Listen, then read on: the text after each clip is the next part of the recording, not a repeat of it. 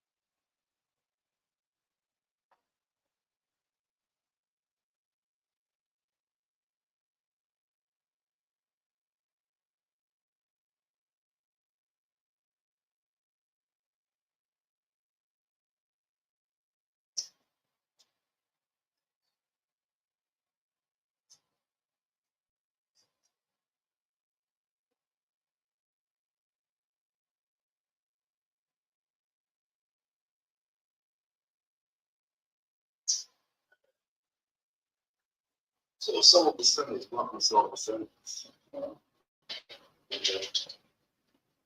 What was it? So why you chose?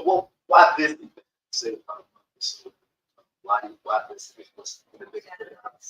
I didn't find what I was looking for. I was like, I need to just start. All right. So nice introduction, laid back, on a Sunday as you play on words Sunday as you're supposed to say. Your word play. To replace some of these words that we were given. Yes.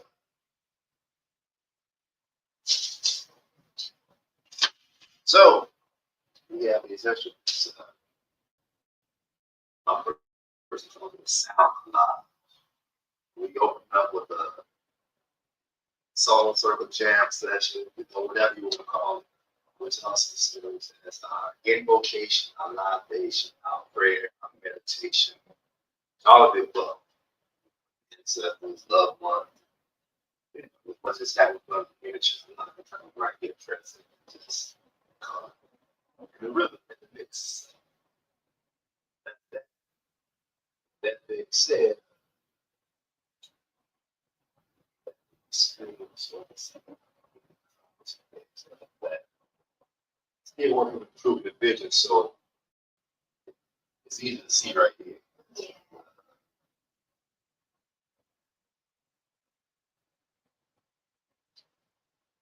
So, here people jump in.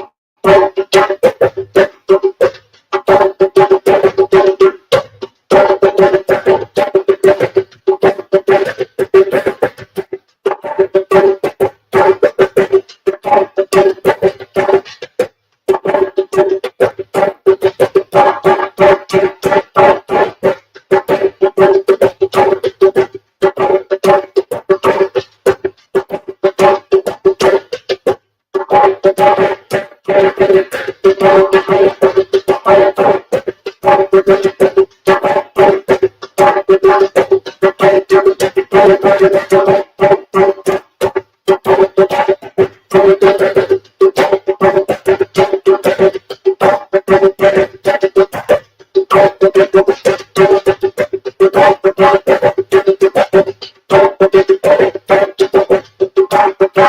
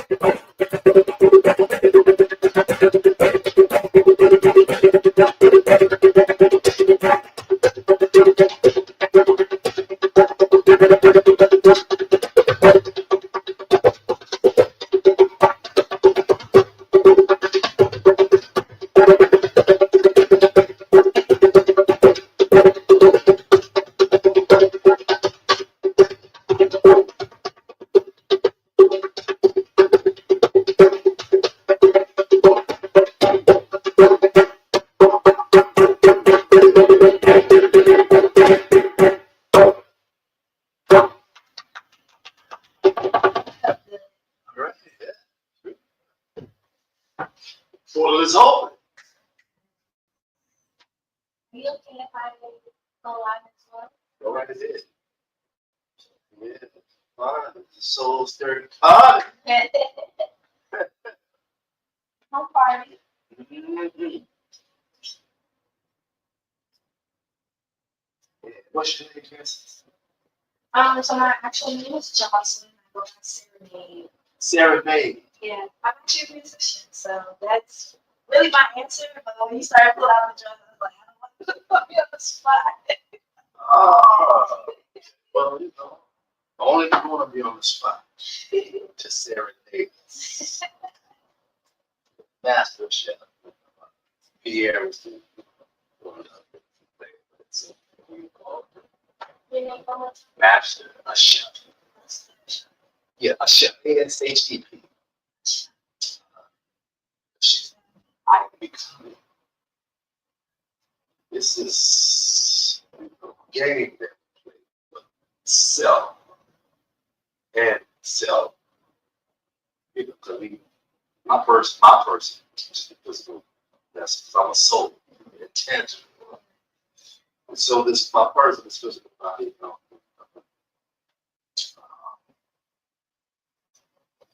it looks at you as a reflection, a different aspect of God. So it's just a different nuance of a uniqueness of all there is. So it's another expression of this. And so whatever whatever it sees another aspect. So whatever it says to is from us. So we're saying that we're master of God. So everyone's in a mastership. You're actually saying you are a master of God yourself. So I explain that. So it's a so that I know. yeah. Right. So we let you know you are empowering yourself. Yeah. Yeah. And so Soulful Sundays is a product of that comments by way of I It. I It is actually a movement in this lifestyle movement, philosophy, centered around, those of us who resonate with it, resonate with you are it. You are it. You are the expression of all there is, all there was, all that shall be. Having an experience with the masses of this body of Christ consciousness. So our slogan is, we are the return of the ancient ones. I am it, so are you. Yes, you are. Yeshua, yes, you are. None So I admit to give thanks for some mother. It's been in this establishment since 2020. About 25 years. So when my first came across in 2023, at this point, I admit again, we don't have a physical space. We've been operating for 11 years now. So it seems a good place to. It's within our own space. Yes, again, because after all, it's not so much having your own space, but if you partner and collaborate, and now it's our space. That's just when the collective comes, that's why I think so. Give thanks to the Mother Earth, which is a place of high consciousness, centered around a safe space for you to grow, express, and remember who you are. It's this deep expression of all of this. And some of the tools that we have, besides events over here in this space, next door is the property also, both property combined. And that property is more so for the sacred plant teaching, so those individuals who are more, inclined to plant medicine. Right. Over here, we 420 friendly already everything. Just a matter, 420, that's that. Every time over here, they'll make you a microdose, cacao mushroom microdose.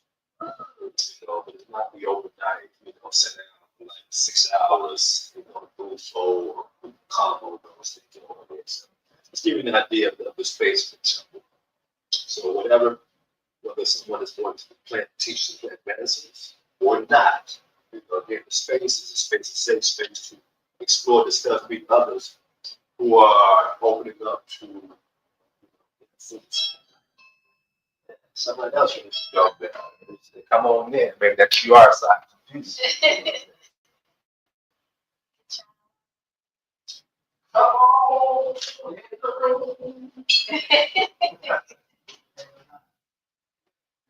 Perfect as you are.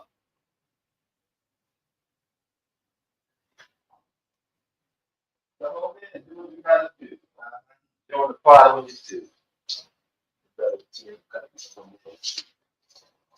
So yeah, so this is so I admit it. So for some is it's pretty much all the same. What's up, man? Everything. Yes, sir. Yes, sir. Hello, I'm Sam. Nice to meet you. What's your name? Serenade or Johnson? Say that again. Serenade or Johnson? Which do you prefer? Serenade. Okay. Yeah. Okay. This house is Serenade. You don't need Johnson out there. Unless you want to bring it up. Otherwise, just Johnson. All right. I brought some tomatoes and garlic. oh, absolutely. Yeah. I'm gonna put them in the kitchen. Okay. And Monique is coming. Yeah, she thanks. Yeah, she said probably about 11:30. So yeah. So yeah, so yeah, so with Sundays, we grew up going to church on Sundays down south, South down. One of the things we had to go to church. If you want to go out, you want to hang out with your friends, you got to go to church. So who was indoctrinated in that church thing? It was cool for a while. Then at some point got older, really looking at what we said, what we've done. Like this is a bit disconnect. Especially when you have questions or embrace certain teachings that ye are God. And for my person, it was the Old Testament. Enoch didn't die; he just went with God. Yeah. That's That's what I need to know. right. Just those questions are starting to form, like some things are making sense. And Right. what is being preached versus what is being shown. I feel that I was about 6, 7 when I started challenging. Right. Concepts. Uh-huh. And we got the flip side. Because my grandma, she's very voodoo. She's an oracle thing. So, she was giving me teachings because I was going to a church. And so I'm like, some things don't make sense. And I wanted to make sense. So started on my spiritual path. Very Yeah, congratulations. thing. Congratulations. Now I'm trying to find a home. I used to go to the Kadampa Temple in DC, Buddhist space. But I want to see people like us. You know, I want to feel comfortable. I want it somewhere that opens like daily, that feels like this walking. Yeah. So I said, come on over here. It was Soulful Sundays with music. So I said, Yeah, we have the music. We are it. yes. Yeah, that just did. You know. The frequency of the manifestation. Yeah. When it shows. Yeah. You know, primary is more of the saxophone, so we play saxophone.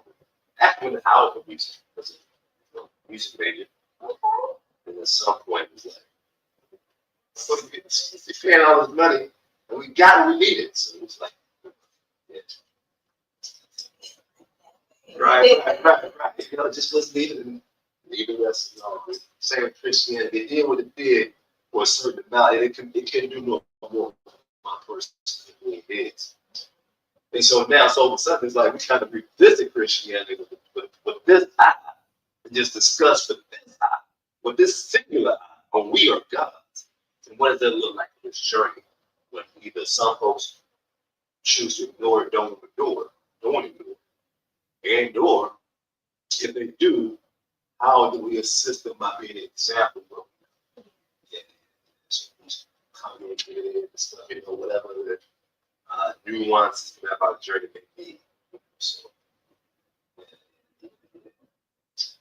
with that being said, that's therefore the body sing in the whole body's of light. Going back to these scriptures of that. And that resonates because if that body singular, first time, that body, if that body singular, if we're able to see the world for the first time, God's time, then we're able to see this and the good and the evil, the masculine and the feminine. We see both sides. Now it's beneficial and detrimental at the same time. It's just the context how it's being used at the moment that I see. So this is my first use of this is one of the teachers that is how to do that on a daily basis. When it comes down to the body, it sounds good. Then when I be looking at everything from God's side, see this and that. What does that look like? When you have an experience and the feeling is not pleasure. How does that singular eye help your ass out there? Yeah.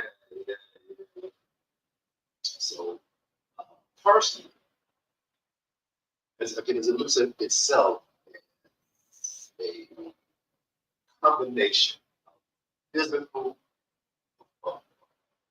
a physical body, a mental body, emotional body, and spiritual body. Personally.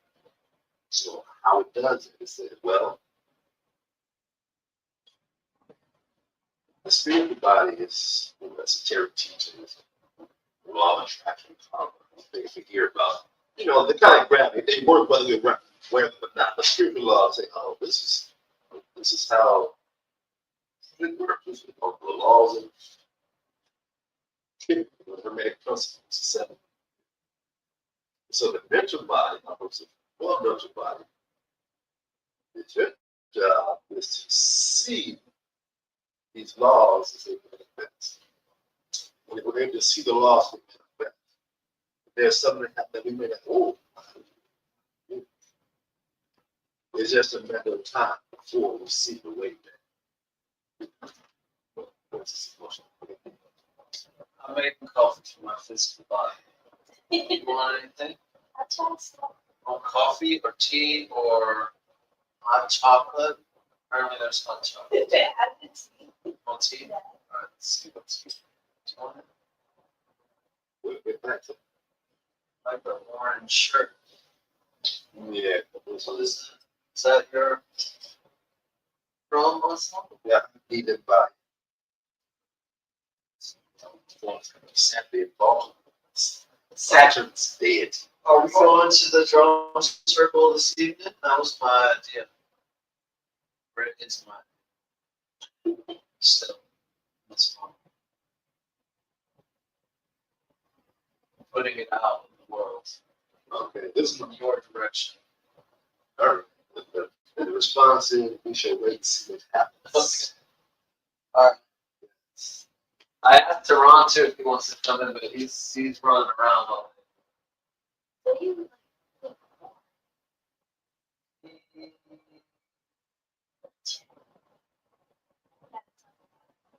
Because even when you were playing, I feel it like I may not be able to get words out, but music is my communication. So I can pick up any instrument, feel it, hear it, play whatever song. And so when you are playing, I actually see colors. And so I'm like, oh, you actually do it full time. Like, I would love to like support. I would love to provide when it comes to that aspect. You're very tuned in. See, likewise, you know, Serenade, do you like green tea or black tea? I'm green tea. a person always enjoys meeting princess. Unintended princess. Princess. Princesses. Princess. Princess. Princess. But the pun is the prince archetype. So for the majority of princes, just being about the prince archetype. Because recently, you know, maybe last month or so, it's been this challenging prince, you know, popping up on the social media. Just okay, just really getting out into not just the music, but like, you know, his interviews, his sayings, his stuff. It's, you know, as much as possible outside of it. It's like, oh, it's really black prince. You know, hearing his story, you know, junior high, it's just how he's always been this prodigy. You know, it's like, oh, he's the prodigy. Prince Jimmy Hendrix. You know, Stevie Wonder, that's kind of Can't really explain it, but it's very there. right. Like you said, you can pick up any instrument and there's a relationship with it. Yeah, so it's Likewise, it's an honor to even experience this. so you know, just whatever happens, happens. Whatever we go, whatever direction, whatever our soul is looking to express in this moment. So looking to express, I would say like tranquility, like this, to feel centered. Because I've moved a lot in my life, nothing's consistent. Me as a person, I have a burst of ideas, so I'm not consistent as a person, but like my spirit has been craving like solidarity. You know, some type of consistent basis of when I wake up, I have my regimen of I go to my altar, pray, I listen, but like I just go. Just go. Right. There's not a sense of like wholeness. That's what I feel. You're the right place for that. Yeah. I was like, I pray. Do you guys do daily sessions or is this accessible daily? It actually is accessible daily. It is accessible daily. But the Temple of the Founders, Dr. Sonata of King James. I love it. They are beekeepers. Especially love it. So they are beekeepers as well. There's one beehive in the back of the yard over here. They all have a farming barrel so they can grow something. Which is really emphasize, especially for allergies, to these local because it's like getting rather than you know you're reacclimating yourself to nature, which is only natural. So, pinpoint the level. So, as the founders, recently they realized they have to focus more on their own journey, so they don't come to all events. So, my person lives on property as a caretaker, make sure you take care of the yard, which is specific things like that. Since we're here every day, this is the place we chill. Tuesday, Wednesdays, there's an event every Saturday, fourth Fridays. So there's certain events that goes on, and someone needs to come out of the space, refuge, so call to see if people come by or sometimes no one really does it, but in theory, in, right, come inside We do that spaces.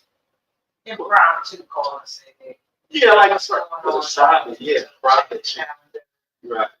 all Because yeah, it's just check in. too often, when you have to feel. So, yeah, just a little backdrop on that cultural spaces. And the vibe, because you feel the vibe, even by being in the residential neighborhood, look to maintain that intimate, homely, spiritual life. Yeah. Vibe, while at the same time relaxing. And our small talk, chat as it called, is still going on. How the child, how's it with the child? It's increasing the vulnerable space, the heart chakra, things like this. One of the brothers, right, my targets. It's a little black. Yeah, serious. Are you local? Are you from this area? No, I can't afford those. DFB. Yeah, I'm DMV. I'm passing in June. Oh, yeah, Walker. Yeah.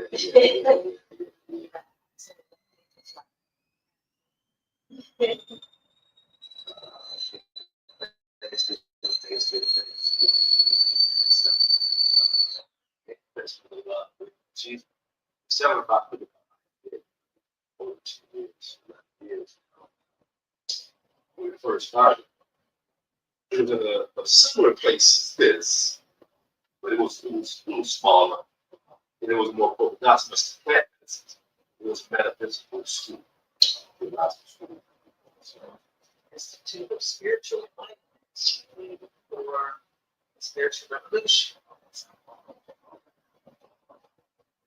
Divinity School. This is the same sort of environment where you learn as you accrue your information together, we grow and we elevate to our higher selves. So we've been in a couple of scenarios where I did have us wanting that community elevation as a unit to be of influence of a greater impact in my position. We were all elevating and glowing and being our illuminated selves, but we had decided to spread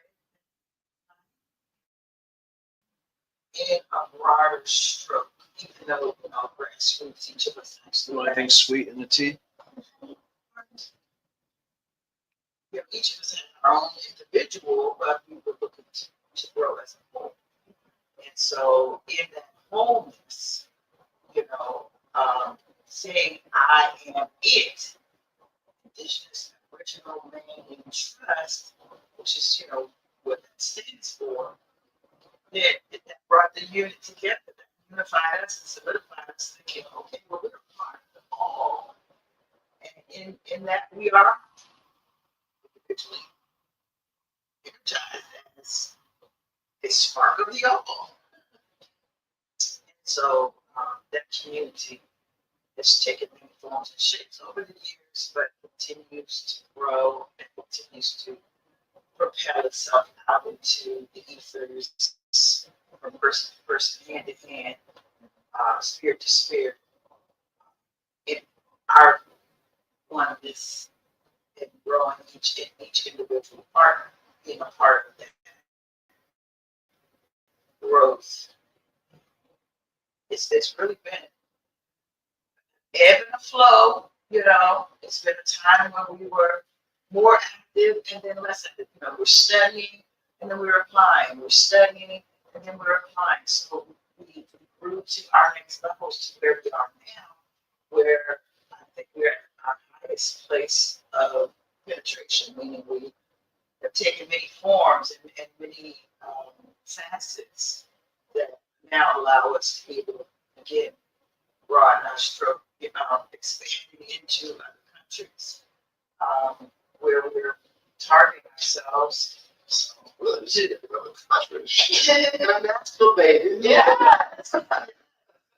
yeah, and we've also aligned partnerships with other organizations that have a similar mindset, likening our growth to, partner and, plug into, we are the plug, but we are also, we have an adapter where we're plugging into that network of the all. And shine bright like a diamond. That's it to me in a nutshell, but I'm sure the male explanation version of it. Yeah, he gave me an explanation of it, and I felt like that kind of drew a picture working, so I wanted to piece it together. Cool. These patriarch and our matriarch, if you want to say that, based on those who are still alive of the original signatories to our solidifying documentation. So I bring a remnant of that history to the patriarchal influence that's been holding space for the whole time. And which brought us to begin our partnership with Temple Mother, another sacred space for evolution.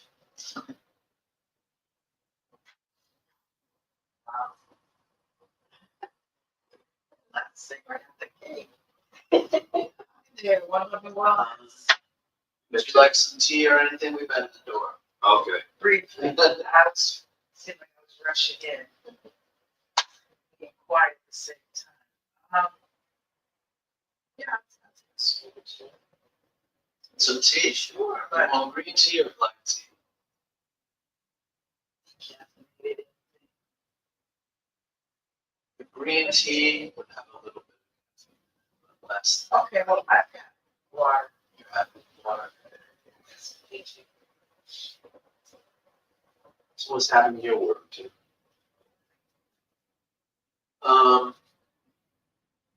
It's my mom's birthday today.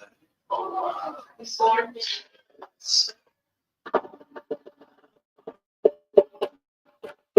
We went out for her birthday yesterday for some reason. Because I guess she had a plan today with a friend. So that's good. She's 86. Still getting around pretty well. So that's a blessing. so happy birthday dates. Yeah. It's the day before. Yeah, we had a good time. We drank some kombucha yesterday. She knew where I live. And then I made dinner, which I don't do very often, so she was happy about that. And some books, which was well received because she just finished the book that she was reading yesterday. So good timing with the gifts. She's really sad because one of her best friends just died. They used to talk about books together, so it's a good way to cheer her up. And yeah, so she's doing all right. And I realized I was going to stay home and just kind of do things that I've been avoiding today. But I realized I stayed home for 48 hours last week without getting in the car at one point. And I thought, and I'm probably going to do that next weekend, which I don't normally do. I drive like 500 miles a week. So sometimes it's hard for me to like to get in the car when I don't have to. But I thought, nah, I woke up early this morning. I want to get into the city, see some lovely people, and rest. I'm rested enough. I don't need more rest toward nature. Here for whatever's next. So that's what's going on. Nice to meet you guys. Well, Last time I came here, no, last time. But I've been to Soulful Sunday one time before. Joe, Joe, and another two people named Tori, the lovely people. I guess Tori's not home today, or maybe she is. Monique will pick her up. Monique picked her up. And it was really nice. Have y'all been here for Soulful Sunday before? Just today.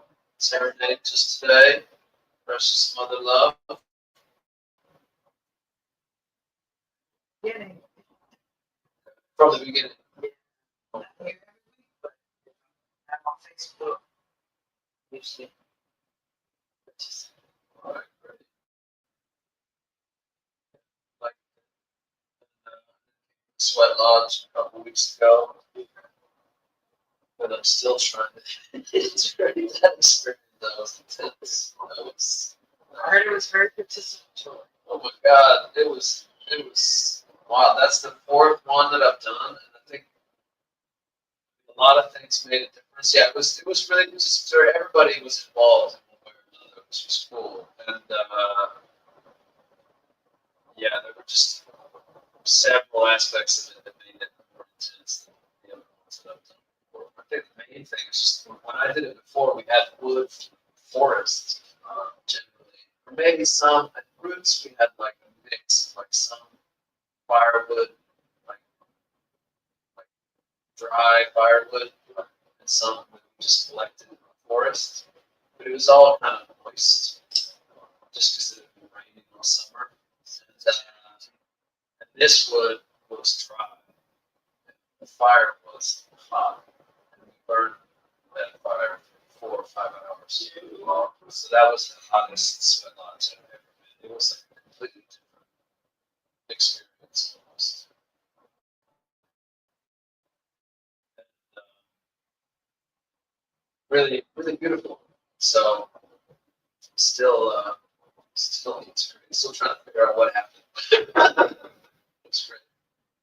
Like to be partner.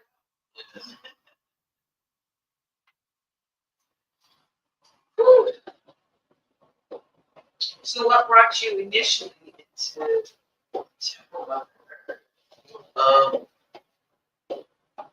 I met Monique, who will be here later. You actually met before. Walker at Roots to Sky. Roots to Sky. Never been there much of Yeah, it's a farm sanctuary in Maryland, like western Maryland, near kind of in the skinny part of Maryland, where it's West Virginia, Maryland, all together. Where the Potomac River starts, basically. So it's about 100 miles from DC, so maybe more. Basically, straight west, northwest. Way up in the mountains, kind of coal mine country. And it's a beautiful place. A friend of mine is one of the founders of that place, so I actually went there to meet him about something. Met Monique there. And friends, and I met a chef. I had a friend to Ron's farm, which is in Brandywine. Sweat lines. We were doing another sweat. And then came here a couple months later. So that all started back in, I think, May. Was it in May when I met Monique? I was just in the spring equinox. Yeah. I think I remember going up there. Yeah. My brother was supposed to go, but it was so yeah, scheduled. So it's just spring equinox. I think she was supposed to be, she was at one of our meetings while she was up there. Yeah. The signal was kind of sketchy sometimes. That's how it is. Yeah. It's way up there. I mean, I think they have Starlink for internet, but if more than a couple people are on it at the same time, it doesn't work right. Because yeah, it's way up in the mountains. It's Ideal. Because it's like should be for emergency purposes. yeah, I mean, it's nice to disconnect. Yeah. It's also nice to be able to play music. So, but yeah, Soulful Discussion is really a beautiful place. So I went back there a couple weeks after the spring burns for Juneteenth. Returned to Clarity. There's a man named Jay Miles from Richmond, who's a yoga teacher. He organized an event there. It's a lot of yoga. We did sweat lodge also, and we did some other workshops. It was really cool, like community gathering where everybody was participating in the club. And that was beautiful. So yeah, looking forward to going back to Wisconsin. So that's it. And I'm from Virginia, from about like west of here, Fauquier County. So that's what I do. So that's a big, you got a nice broad stroke over things. Yeah. Lots of little attention. So elevated groups of persons. Yeah, it was nice to connect with Jay and them from Richmond because I went to college in Richmond, so I go down there sometimes to see a friend. That's only like an hour and a half from where I live. It's nice to kind of and visit there. So hey, Target. Hey, how are you? What's up, man? How's the new school? You like it? Yeah. Hi. You brought Tori. That's nice. Good to see you. Hi, how are y'all? Hi. Sir. So we do. Nice to see you. Hey, not much of a hugger. Okay. So we'll do Yeah. one, Here, come see. Good to see you. good to see you. Sit next to No, you, I man. don't mind. You want to sit on the sofa? I can pull up a chair. I'm a big birthday. Hey, so. Thank you. I'm a big young man. How are you?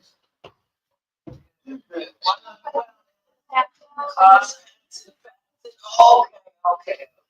Please. I can fit over here too. Whatever you want. We can make some. I'm good. Here. It's fine. So can you put this on your I'm not in the thing. Kind of. All right. It's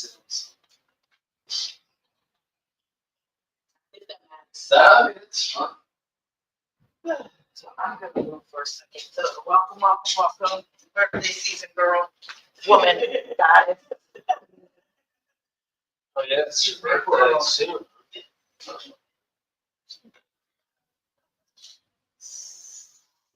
15.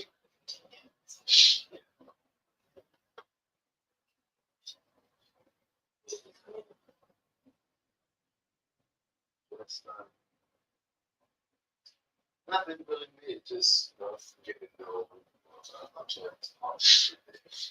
I'm driving 5 miles strong. You know, take the time to come here.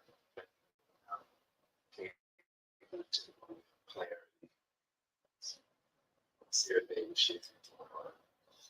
as a nomad, kind of traveling all over the place. She's a prince aunt.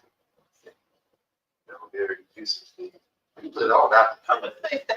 You know, she serenade name, so you know.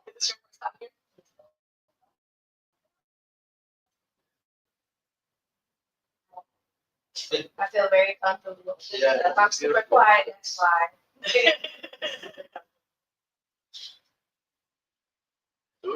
Just check it in.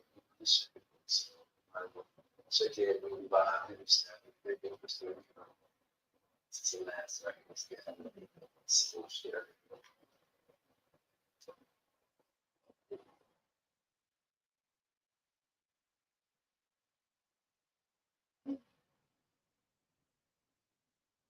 Ten, it's good.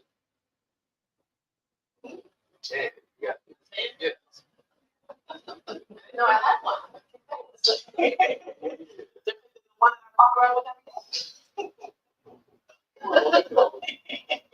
Good dog.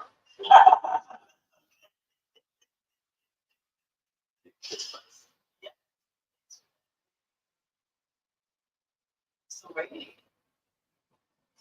20.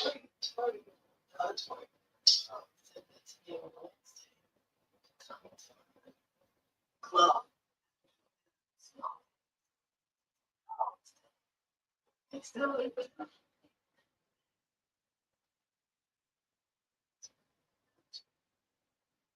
And this energetically, it's full moon eclipse. So, full moon Pisces. It was a buzz for us. Buzz on the chair. The floor is free. I think the floor is free.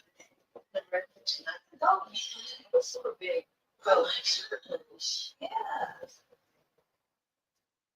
Beautiful.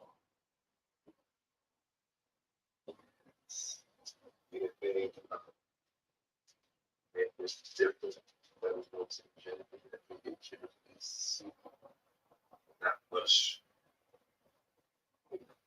Pretty much business as usual. Sometimes these things feel the moon eclipses things what's energetic turbulence. Whoa, what's going on? These health situations.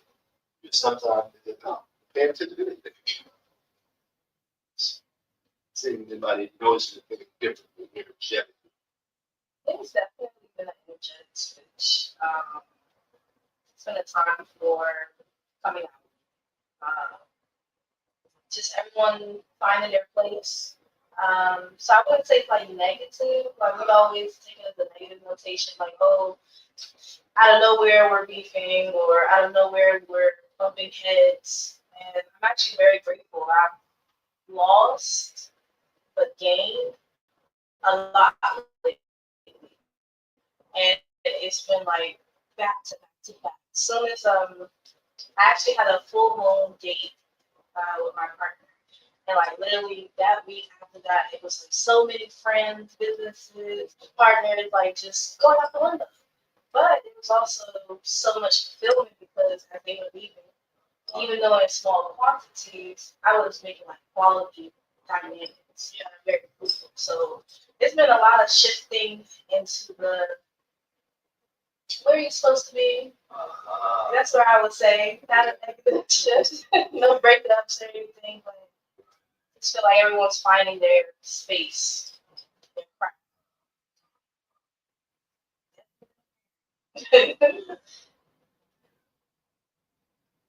That resonates. My person it's selling more energetically. It has the same pretty much close circle in it. It's been this way for quite some time. People change ladies too. So it's not the people that are scores, well, and the scores. Just looking at the relationship my person has with this journey, this stage, just the clarity. And so with that clarity, thoughts, different timelines that would just be entertained to come up are no longer coming up. So I think that's the first people that I'm talking about. It is the other timelines. They're like, that's no, this is the timeline. You see it so clearly in the timeline. Okay, well, this is what we're doing. That's a better way of saying it for sure.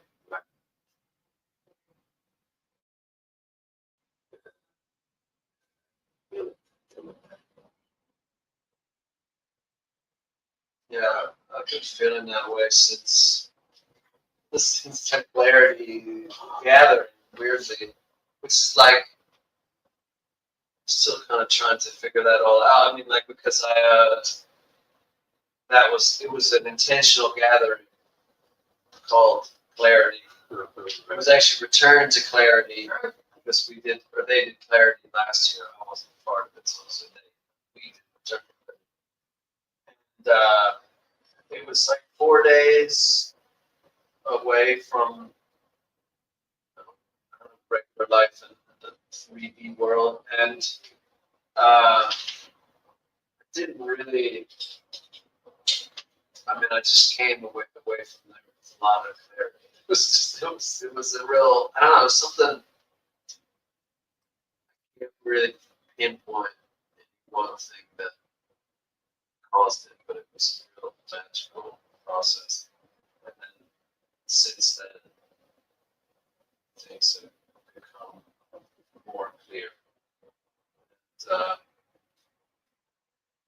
lately, like one of the main things that I wanted to get out of that experience was rest, because I was really like burning my physical self to the ground regularly and like running out of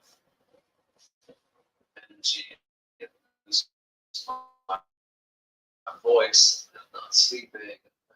I'm stressed out. And if I'm in that state, I can't really function eventually. Just things start to like go bad. And that was happening like over and over again. And since then, to rest. I mean, like for me, the recent change in energy is I've been sleeping really well, a lot, which is unusual. It's like normally around the full moon, I would have more energy. But this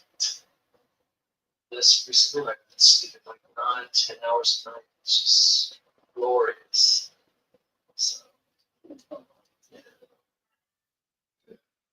That's just more my energetic world. Yeah, mostly relaxed.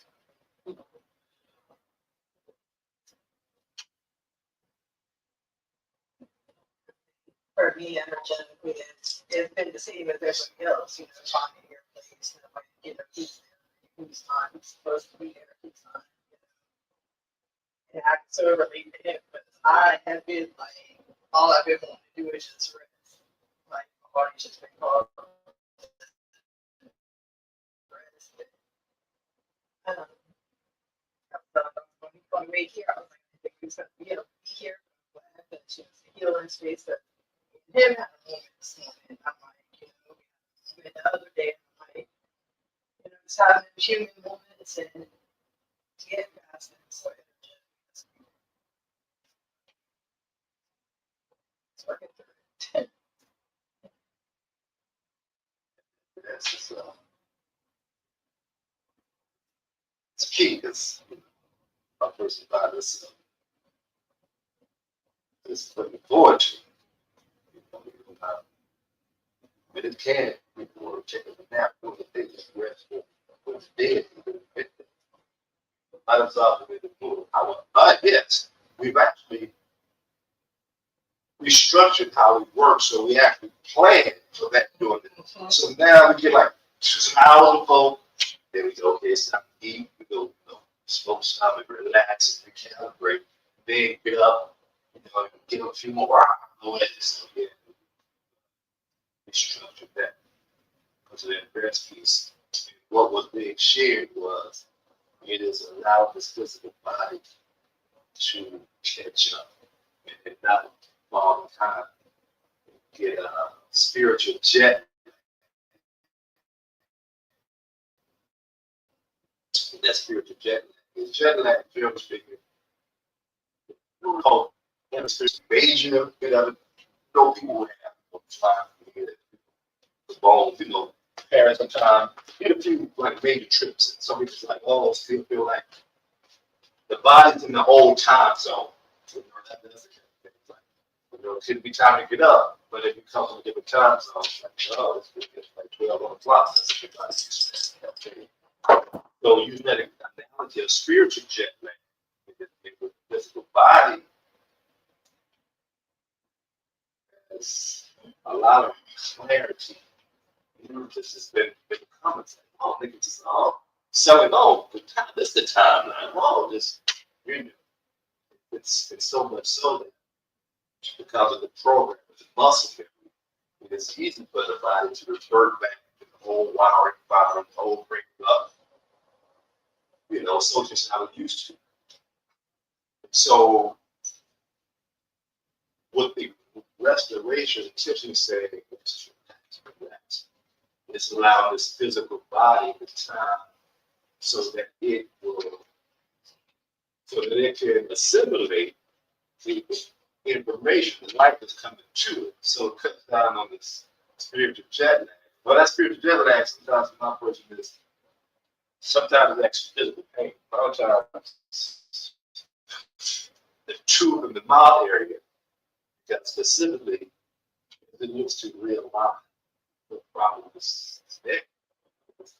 The vertebrae here is but the energy comes up because it's not aligned properly, it gets blocked, and that blocked energy causes discomfort. And it has to happen a lot of times. Full blown solstices, like high energy at times. My person experience of discomfort up here is like, oh, spiritual jet lag. Because these energies coming, the physical body isn't able to allow them to flow through.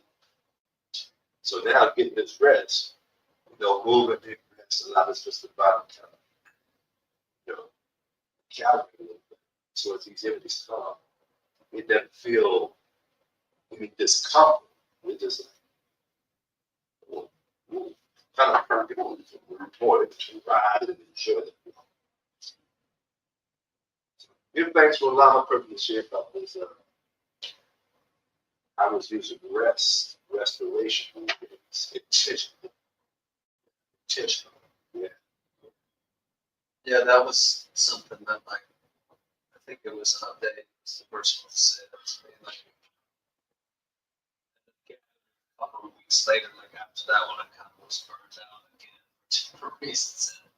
And Dave was saying to me, oh, I know I was talking about how I really needed to sleep. Dave was like, I don't really sleep, I rest. And I was like, what? And then that weekend, I kind of learned the difference between those two things. And yeah, one thing I was going to say that I could relate to about what y'all were sharing earlier, especially Chevrolet. Are these relationships dropping off? Or just thinking about it more, it's we're on different timelines. It's one thing I've been really needing to accept more and more these days. It's a lot of my friends, people in my life, just don't have time. If they see it, they don't have time for much of the work and kids and recovering from work and kids, I guess, is their main sort of preoccupations. And one of the reasons I came out today was because I was like, when I think about the people that I've met through Roots and here and Richmond, the intentional gathering, intentionally making communities, seems like if it's going to happen, that's the way we're going to do it. It's got to be deliberate. And so that was part of what kind of got me out of the house this morning, too. It's been driving home on Friday night, where are all my friends at? And then, I love these people because they make an effort, get out and make community. And I'm thinking about just staying home and lazy. I don't know what I was talking about. So I'm just all right. That's kind of a spiritual jet lag thing. Oh, yeah, I've never really thought about that, but I've definitely experienced that recently. Feeling I'm sort of caught up in like my old self, up in the old time zone right now with the way that I'm acting or thinking or whatever. That's yeah, I've experienced pretty intense jet lag in the past. Recent times could have been described as spiritual jet lag. It's good.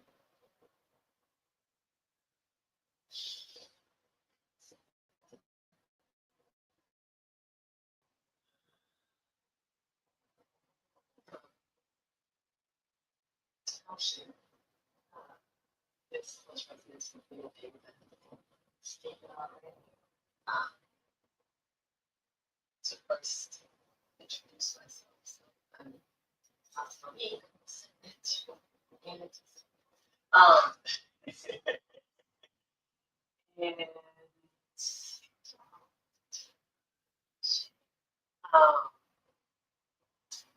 and we have been speaking of this whole concept of resting and distinction between resting and sleeping. We have been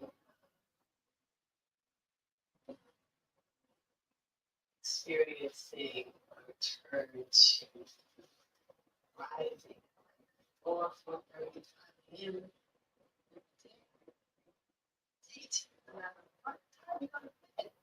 So we're in another season of like our body will feel breaking and waking us up. The rest feels very, the rest that we're getting seems very restorative. And so one thing that has been major shift, something that we're really focusing on is about this scheduling, prioritizing the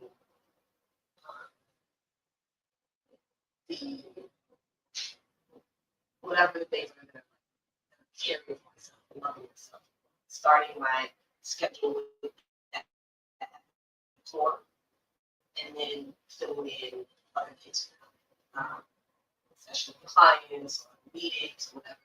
And so that's the mindset shift that we have been doing. It feels good to think about. We don't have to.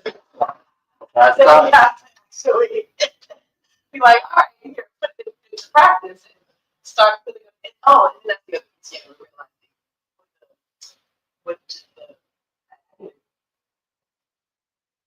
sit with and come into alignment with another phrase or feels more inclusive for like this around this burnout, passionate, indiscriminated. It's like with all of that happening at the same time. What the fuck do you call that? That's not just burnout. It's been happening for years and decades. So we noticed that your normal operating, your mode of operating is when you were full throttle on the regular. That's not wrong. And we've gone to the other end of the extreme now of like just like such a pause. And it's the challenge or the work we're doing with harmonizing right now is about bringing this finding that balance. Now we go to the other side. I don't want to do shit.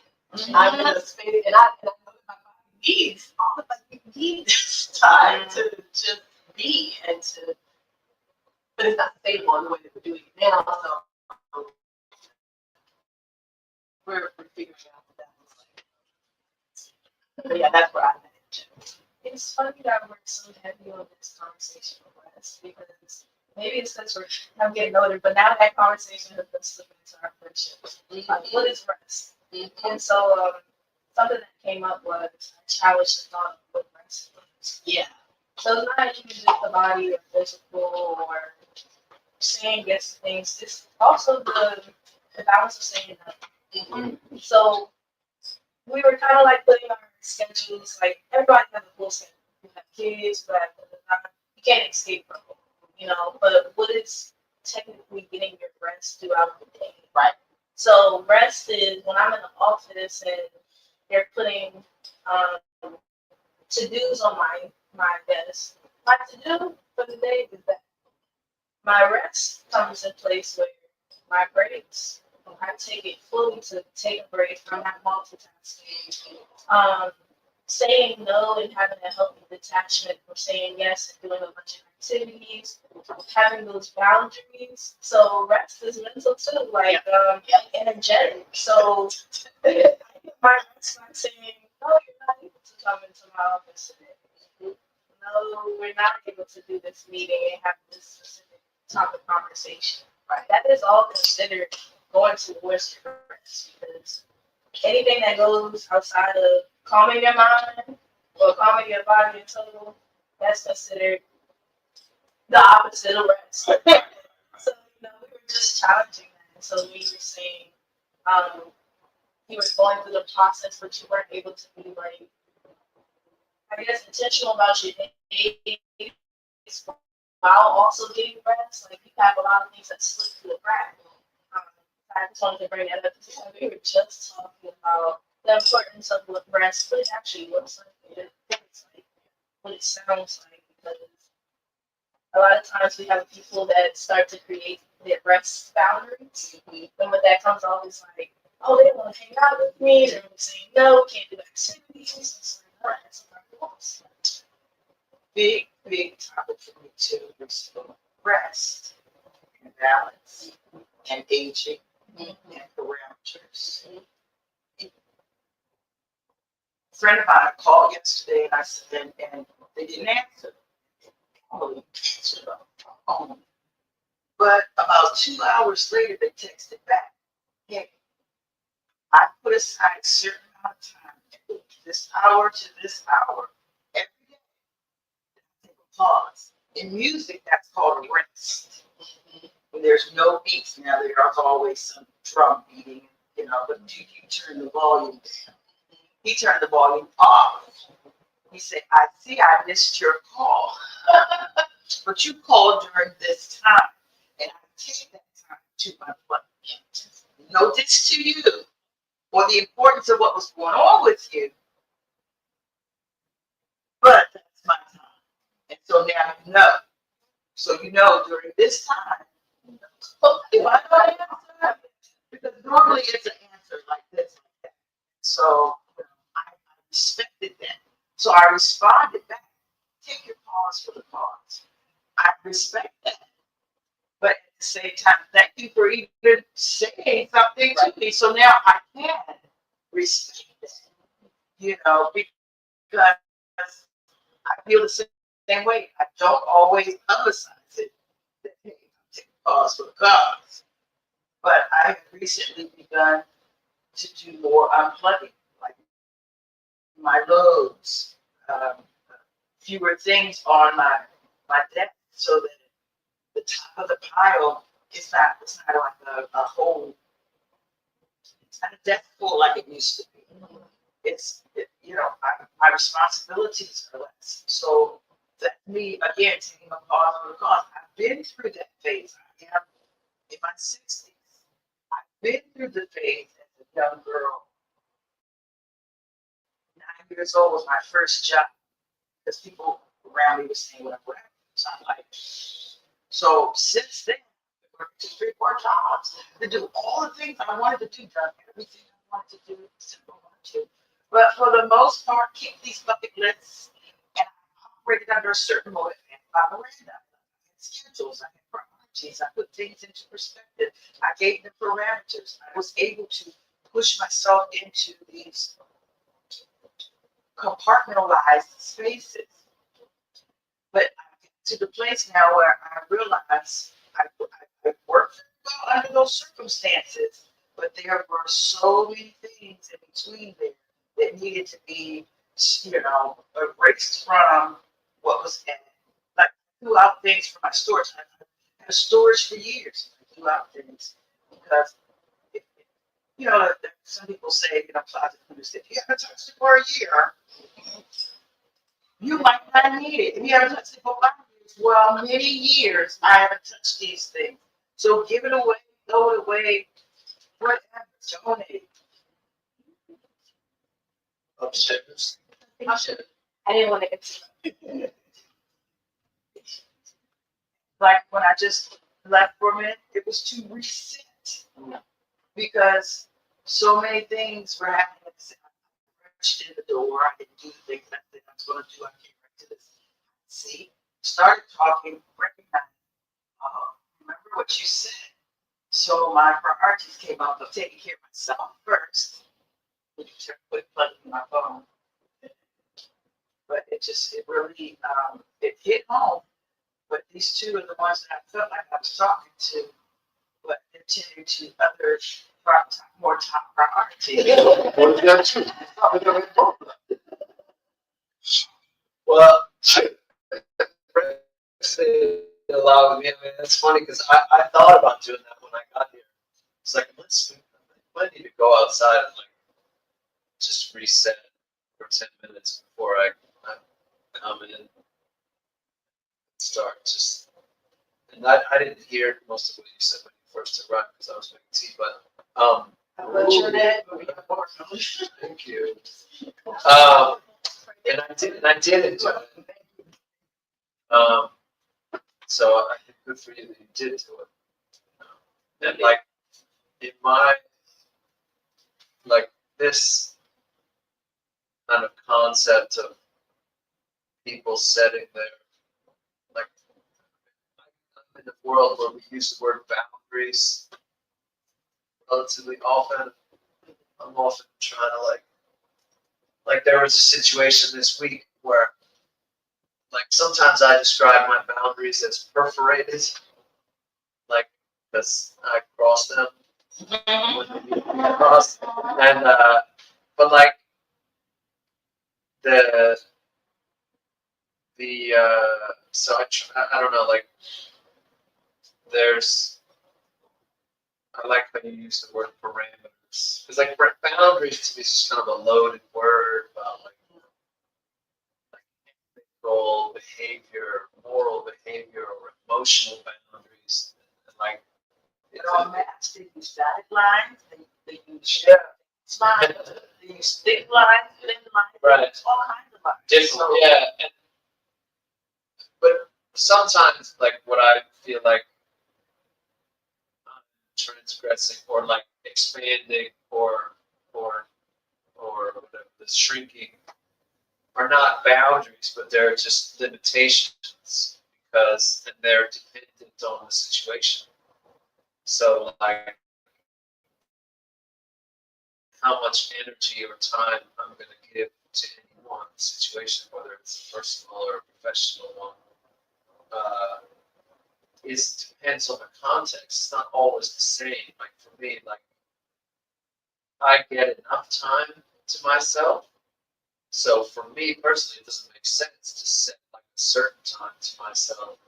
Whereas other people in my life, like they have to do that. You know, like one very close friend of mine, like he just goes dark for like 2 to 3 hours every afternoon because he just has to do that for his sanity after he finishes work. His work is so intense. And you know, so for me, it's always kind of like a moving target. And um, so yeah, parameters are kind of shifting parameters. but I also do something called polychronic adjustments. Okay. Chronic meaning they all have their own time or their own limitation or how, they might all be running in the background, but I'm going to be only applying those timelines when necessary. So those timelines are adjustable. I take control over that. And when you say, the limitations or not limitations of outside influence or Context. how often you will allow outside. Like you have enough inside time. Yeah. So your outside time is, free play. So you have that governing factor. Like, okay, whatever I decide is, that my standard according to. Yeah, the tricky part is the balance. It's like what I bring to a lot of situations is responsibility and my lack of responsibilities. I have children, I have a lot of money, so like both at work and in my personal life, I'm the guy who can kind of more flexible boundaries.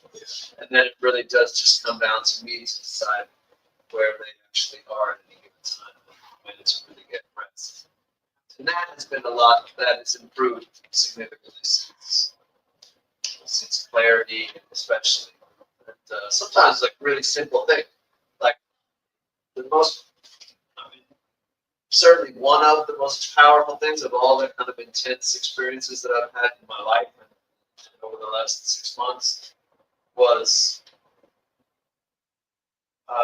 somebody, we were doing a section all together, and he said, what would taking care of yourself look like?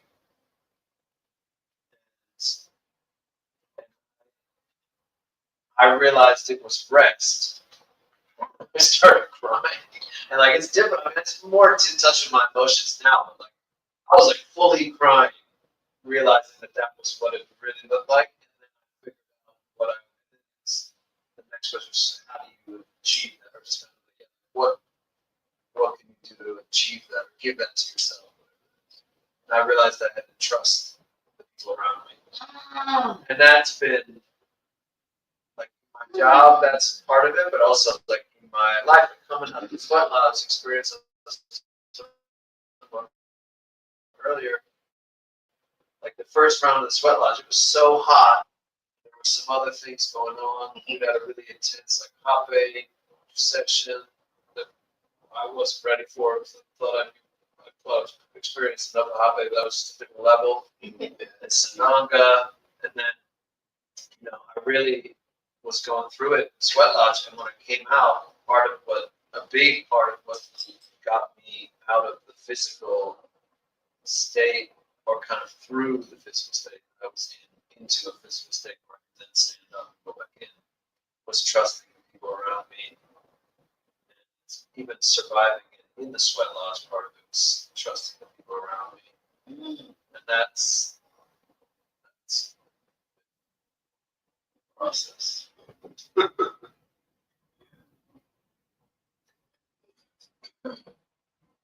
Journey has begun. It's better. Something more when she get that. But I'm not met you. Oh, I'm sorry. I know we had a Zoom call together. Yes, But this is my first opportunity to see you in person. No, we're introduced to this through some other activity happening here or something. actually introduced me here. I came to a couple of different events. Okay. I used to sell some of my jewelry there at the same place. Upstairs. So nice to meet you in person. I started to be abrupt with my non-huggable self energy. I don't know where that came from. I think last night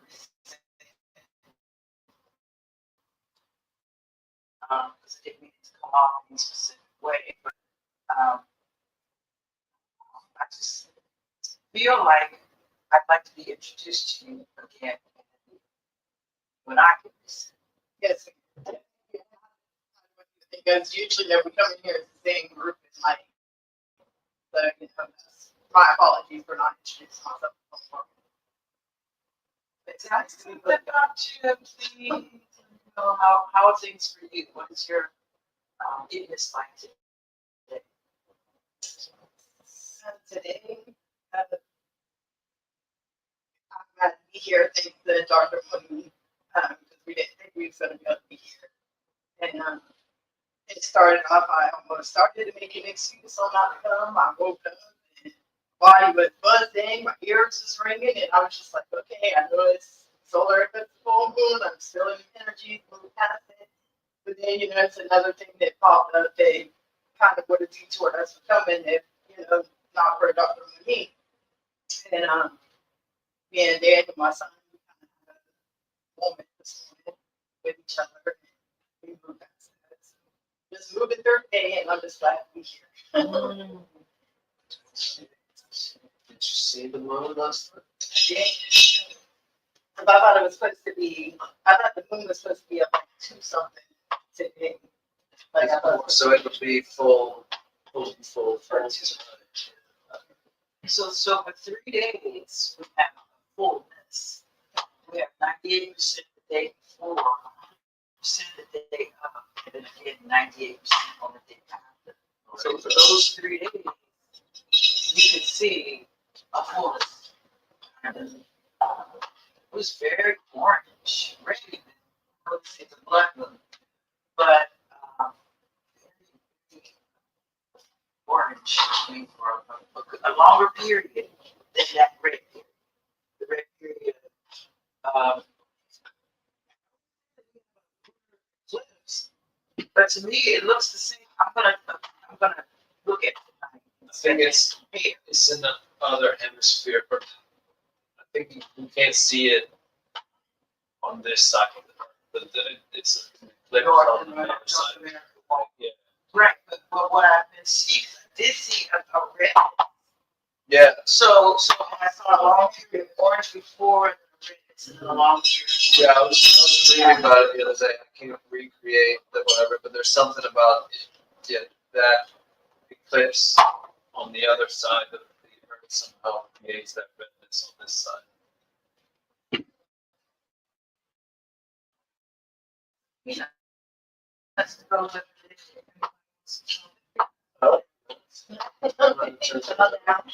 Thank you, all teams. It's funny. I did have like the day before yesterday, but going on the evening time, but it was still light outside. And I took it as, it had just rained a little bit. Thank you. I thought it was the rain. I knew that it was supposed to be a full blood moon. I've been doing that red full moon coming up.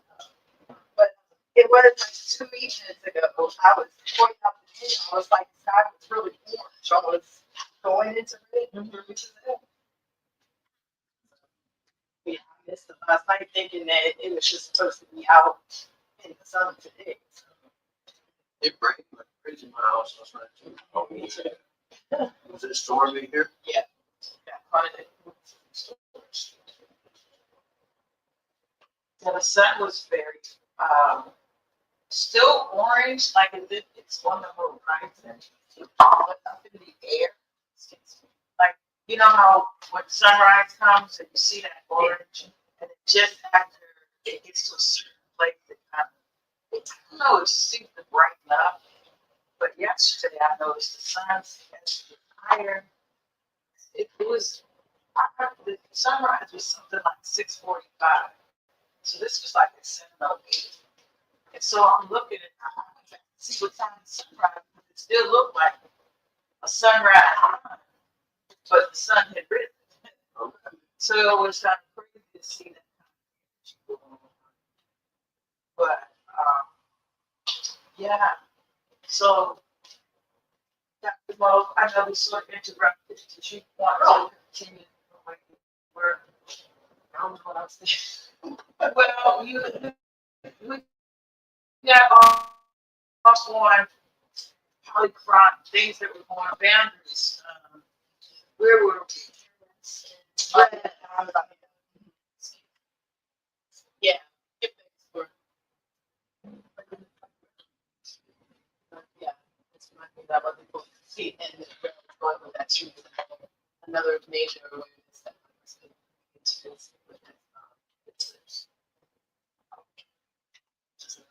watermelon. Seed. Is someone had said something about the mind resting. I think you were referencing giving your mind a rest. Behind over here, to more recently, really helping me ground in. It's like how much I don't let my mind rest. It's just always someone thinking about something, and we're trying to figure something out. All of that. And so this chronic fatigue and burnout. betrayed and dysregulation. Part of it being perpetuated is and why the rest doesn't feel expressed and distorted is because when we're expressing the body, the mind is so active. And it was complicated. I've been having more and more experiences lately as I'm starting to more and more spaces with clients. How much, how skewed our experiences, like collectively, have been.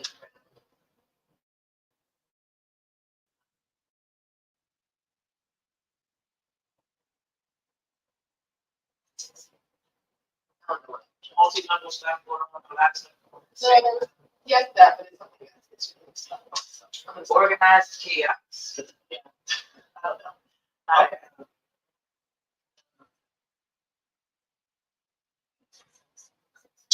But yeah. So we can't really comment.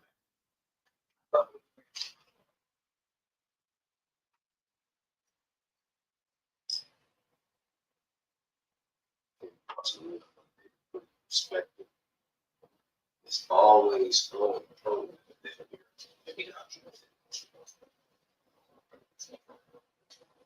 The AC's on. Came across the real that perspective.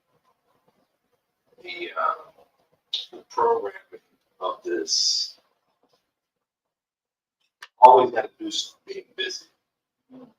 Starting from school. We sent to the school. First you plan, free. Have fun. Then there's this bell, and we certain time, doing work. Then you leave there. There's homework. So that adds to it. Then you gotta get the homework because you have obligations. Right. So all kind of things. So even from this, wherever it is, they go to college, how to read still. You go to going to work, do work, and you come home, do work. So it's so many decisions of always doing so much. So if you're not doing your work, you kind of feel bad. We should be doing something. That's basically right. Or you get this people as a child with they get bored. The downtime. Like, I don't know what teaches them the word bored. But when they're in grade school, when they're in a place where sitting still becomes kind of hard. Thing down through down even before school, there was these devices. The devices, even though they said it's a learning education, it is still constant stimulation. So the human being indoctrinated to constant stimulation even before school. Like now they're introducing it's becoming more widespread phones. Phoneless classroom, phoneless school, like that movement is kind of catching on in this country and others. And like, That just means there'll be more phones and more airplanes. well, they have to put them away.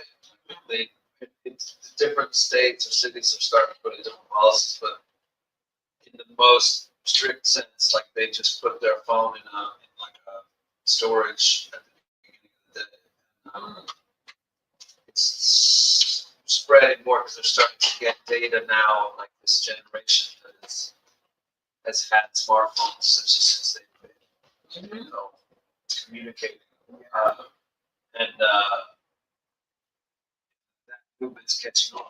But like, not with us, like I have my phone all the time on me, and then one thing that I experience at work is like I have to, like often I'll be trying to do one thing and I have to do three things at the same time to do this one thing. And while I'm doing those three things at the same time, I get more things to do that either come through the phone or through email or through some other input. And there's literally like the phone can ring, or I can get a text message, or I can get an email to my personal email, or which might be about something that I need to deal with, or might not, or I can get an email to my work, or I can get G-chat messages, and then just like the things that are ongoing, and then I have my like to-do list, which every time I try to take this off the list, so that has its own energy kind of coming in, even though it appears to be a static little just list that I made. It's like, oh, I'm starting to go down this, and it's very frenetic. And it's interesting that, like, I don't know, what Chef was just talking about, like, we're starting to be more conscientious about it with children, but like with us, like even mostly one of my practices is to take a walk without my phone. And I fail to do that 3 or 4 days a week. You know? It's not really that difficult for me to do that, but even just to leave it for 20, 30 minutes and walk is challenging. What is that doing to our brains? Yeah, I'm getting started with turning my phone off when I charge it, or not work. But then I also, like, if I leave my phone, which is very rare, but I've seen that if I left it somewhere, I'm like, okay, I'm gonna leave it there, which could be in the very back, which could be, like just far enough away that I can't get to it. I'm gonna leave it there so I get my phone, because I'm more focused on what I'm doing versus whatever other influences, notification, some noise, something. I'm synchronizing with my external, meaning nature, meaning trees, meaning earth, earthing, more and more and more, so that separation, it's just separation anxiety. If I, immediately I have to pull over, think of big, situation, so I'm getting more detached from that, but I also feel I'm more plugged in because I've been capable of sending messages without the device. And so what ends up happening is that I contact that person, and then that person calls me. So I actually can push the button on the phone or on the radio to answer the call if I know to either way. But yeah, I'm finding the more I synchronize, which what I talk about, the sunrise and the sunset, I think we get more balanced in my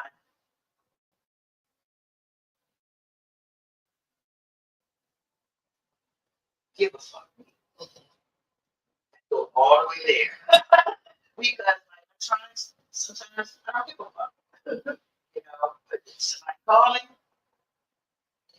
me having to be somewhere, I wanted to be here by 11. But my give a fuck meter was turned off. I had to get there when I get there. Do what I gotta do. Be when I get there is the time I'm supposed to be there.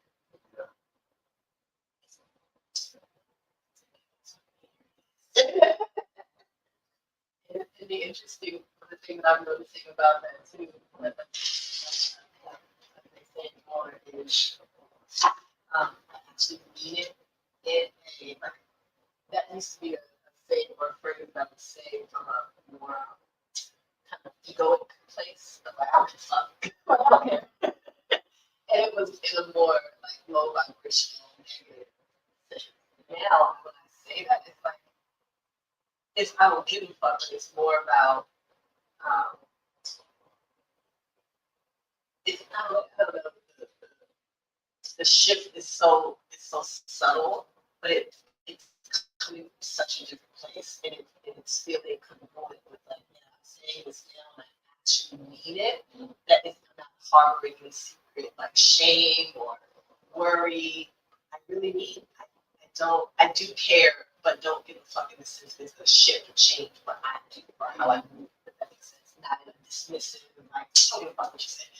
You know, in its subtlety, it's just so interesting to notice how it feels and like where it's coming from then versus where it's coming from now. If that makes sense. That's the biggest difference.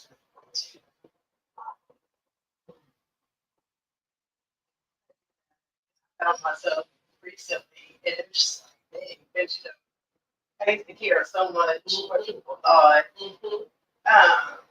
all that stuff, and then it's just, you know, especially whenever you have things that surface for you, you know, and I probably get to the point where I'm gonna get surfaces, and I'm like, you know, I don't even care as much anymore. It's like, it happened, it is what it is, move on.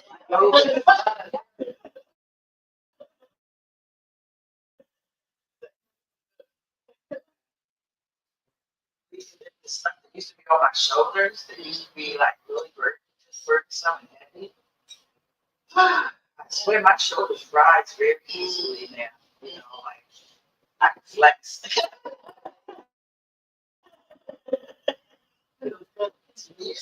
So much lightness. Yeah.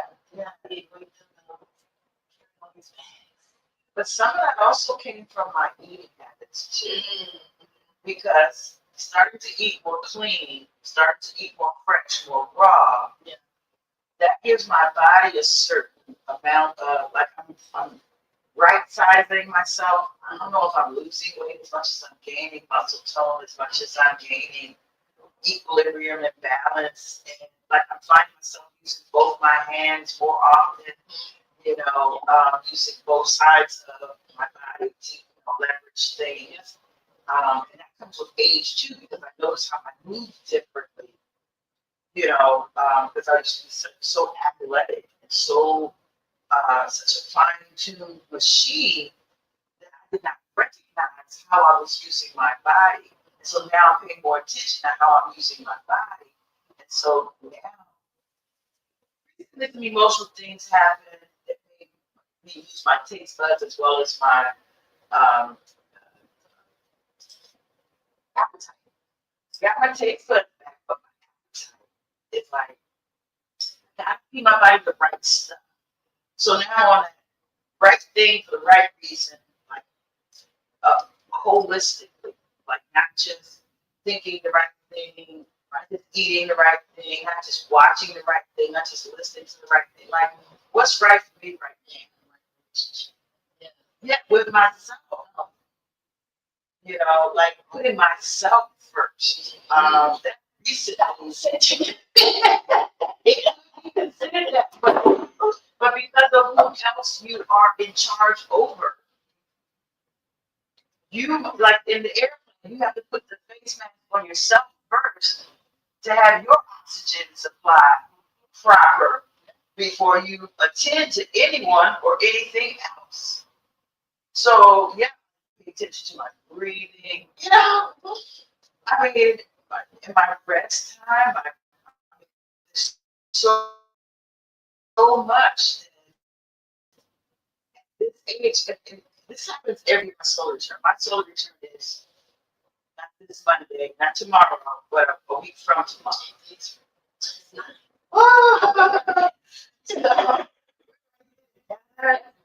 And so every year this time, it's saying the year in review pops up, just like on Facebook where they show you where you were this time last year. Well, when they do that, it also triggers me the thought of, where am I?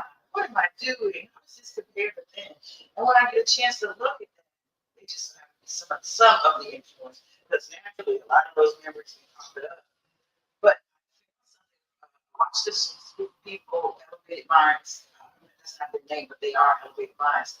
They started talking about how at certain times when you synchronize what you're, you know, with the whatever timeline, with what's going on, it's like you might be thinking a particular word, and then the radio pops on speaking that particular word, or you open the book to that particular word, or somebody says that particular, word.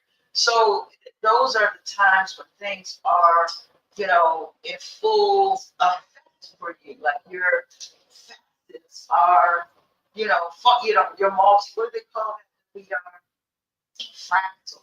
All your fractal sides are lining up. The lesson is, you can see it in every, and so that's where I've begun to be, because I miss my exit, right? And the radio comes on, missing you. You the whole way here. And that's what showed right what the timing was, because I was remembering some things about myself, like, oh man, you was a superstar back then. And then, you hang with all these like-minded, wonderful, elevated souls, like, you're supposed to surround yourself around people that can help elevate you and get you to the next levels and stuff. And I'm like, proud of myself, like, I'm, I'm learning from these things and applying it to these things, and and so then it pops on, Shine Bright. I'm like, oh, I remember that. Like, yes, I will. It all lines up for me that I'm ready for this next level of learning and application. And I'm looking forward to how it's all playing out. It's been a beautiful symphony of us playing our parts. And I thank you guys for allowing me to share and being here. Each of us sharing each other, so each other.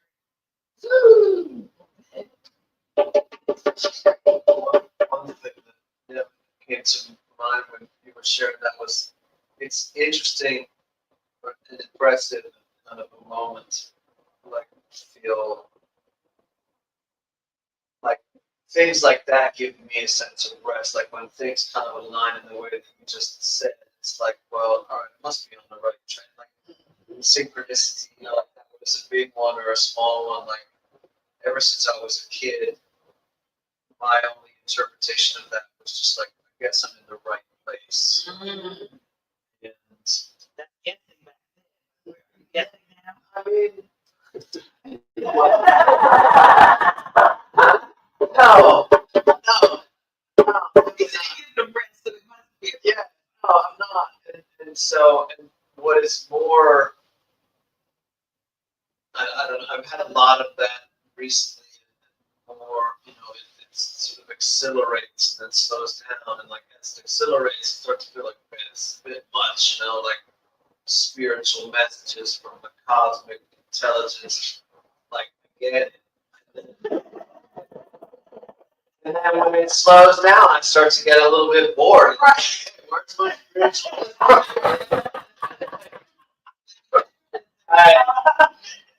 Like, and when it involves other people, and it happens to me and another person at the same time, like, there was one thing that kind of came to my mind, like, recently, or like, it was almost a year ago, like, a friend and I were in a graveyard having a conversation in Richmond, Virginia. And we were having a conversation about, Hollywood Cemetery. We went to look at the monuments, the Confederate soldiers, just pointy like this. And this,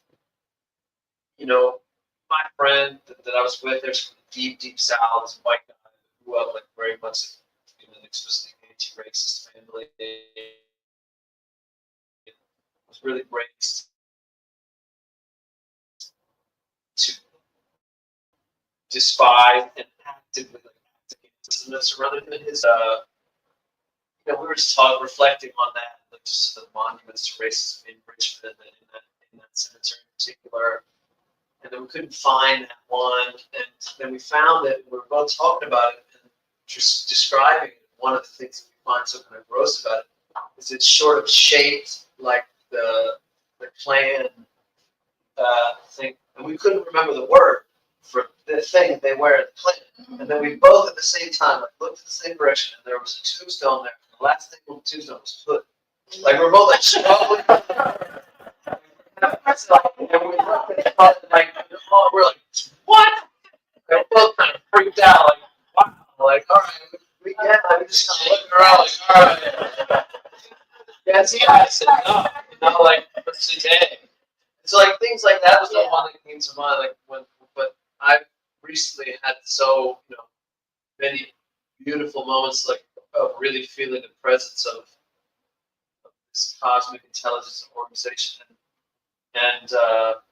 and just yesterday when I did go on my walk without my phone, I connected to that. And what happens is my body kind of responds in a very particular way. And it's not exactly like shivering, it's not exactly vibrating, it's just a sort of like sensation up and down the back of my spine that kind of radiates out from there. And it only really means that it's alignment with the cosmic intelligence and the humans and nature. And I'm finding myself being able to kind of tap into it. Okay, there it is.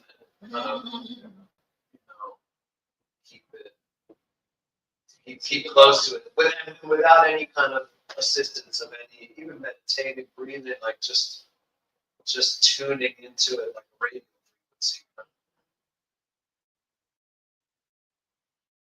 That line in the back right there. Of course, it's our spine, it's our kundalini, it's our chakra line, but the main spoken of chakra. I think about that as being, because if you get a tap or something on your third eye, you feel like, oh, it's blinking, or it's turning on, or it's being energized, or something's happening in that third eye elemental area. So I think of that area is where my wings are.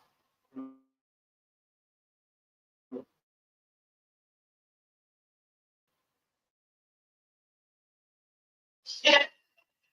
And their wings are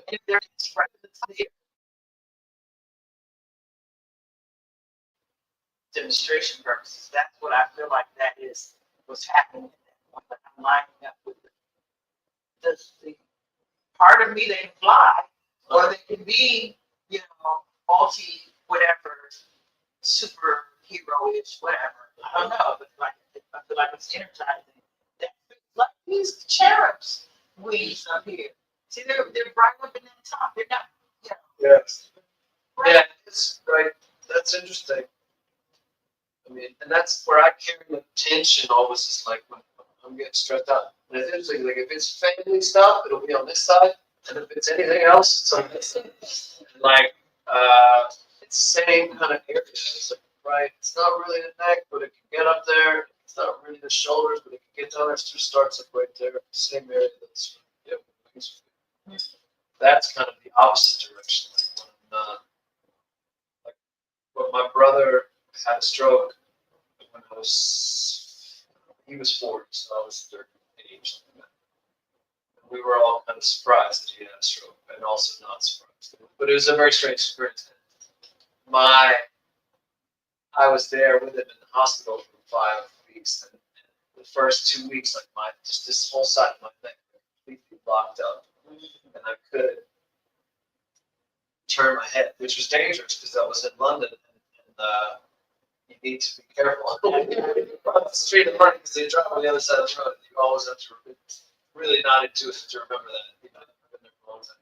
And it's like, man, this is dangerous. I need to be able to move. And I remember doing some like yoga exercises to try to like relax my neck. The person in the YouTube video started off by saying that this happens because you can't see both sides of something. The sides of your neck locks up, it's because you are either refusing, not accepting, or unable to see both sides of something. We talked about it, say you still the pain of your brother as a stroke.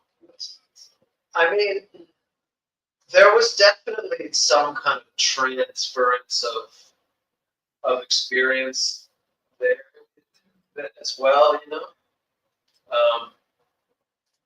Yeah, there was that too. But I think the thing that stayed with me was and then that happens to me whenever I'm in a really high stress situations, just like it'll lock up on one or the other side.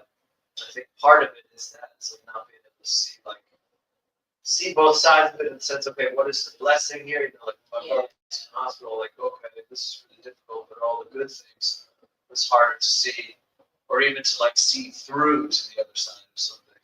It's a work thing, or just stress with a friend, like, what am I learning from this maybe, or see through to the other side where it's kind of resolved. Just This is where that first act comes in. You speak about early conversation. The scripture, therefore, I be saved in the whole body. So, my personal sensibility to this, it associates the first eye, third eye. First eye, we all see the eye, which so, also correlates with the law of correspondence as above, so for most of the things over down. So, you know, pioneer going units in this chapter. It allows us to see the unseen, to know the unknown, to see past the veil, to not just see the surface, but to discern what's going on. We can't see that all the time. So, you know, the more we open it up to what's more, you know, totally this opportunity allows us to see both sides of all situations, all sides of all situations. yeah, that's also like the cosmic timelines. You see it on that timeline. It creates acceptance, which lets things flow, which creates that. I was thinking, in the study of science of self, she was seeing the signs for herself as to noticing when something familiar happens, it's this side. And it's something else, it's this side of me. And those perspectives, in my mind, it's just you deciding, you come heart mind. Okay, so there's a physical side and then the spiritual side too. Yeah. And so how it impacts you is the spiritual side. And how it, you know, the physical side. So whatever you did in your spirit, you were containing, you were holding, you were, like I said, tense. But in my mind, that tension was to help you hold it together. You were still strong.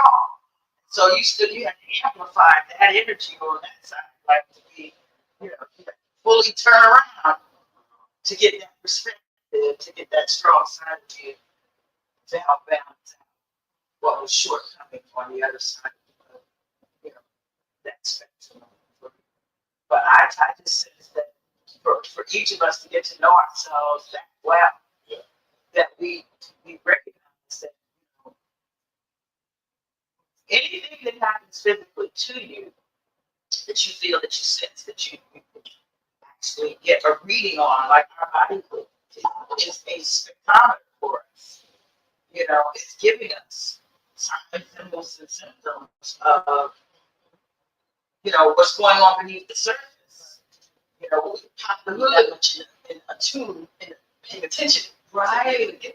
To know. So I applaud the fact that you even recognize that, you know, your duality in that way, you know, in that way. But at the same time, looking back at it now, do you still get a tinge of that tension on that? Yeah.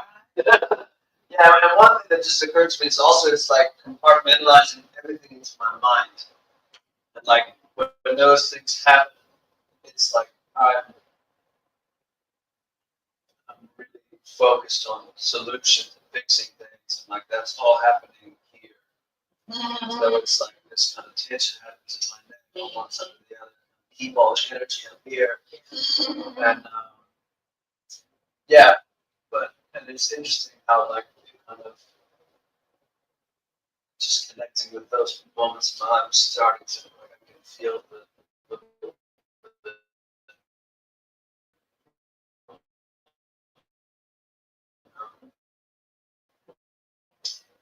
Disconnect and get lightheaded.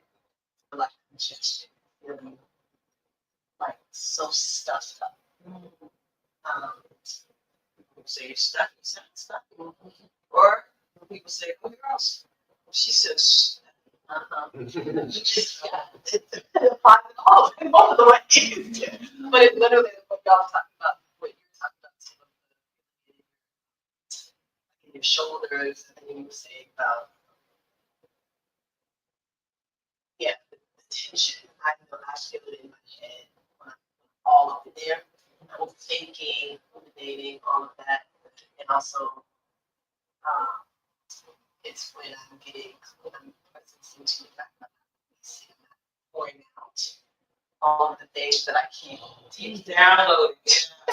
And also taking it straight because I'm listening all the time, watch videos, listening to books and all sorts of trainings and all the things, and not releasing, not giving, not pouring out. I just get so, it just feels so congested. And constipation, yeah.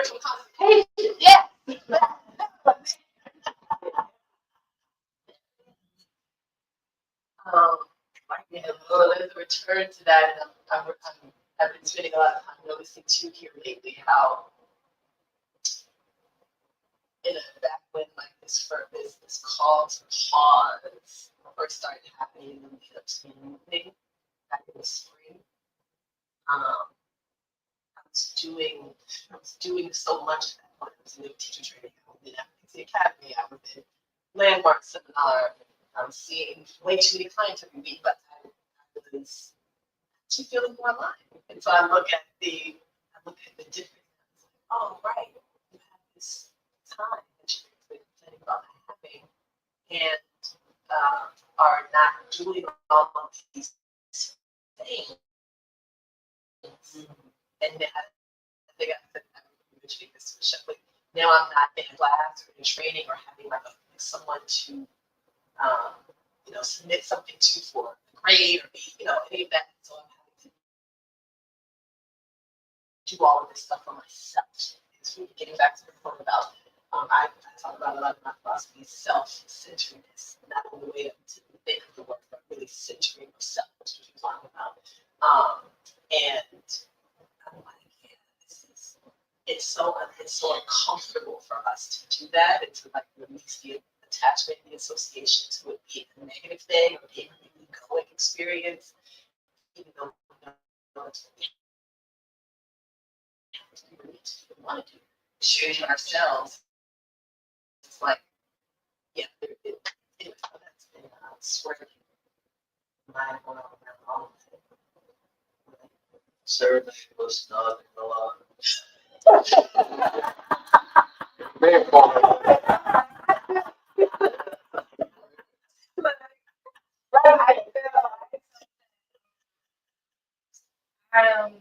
Right now I'm like on my journey of entrepreneurship, and so I'm just gonna share a little bit vulnerable. I'm very aware that my I'm very aware that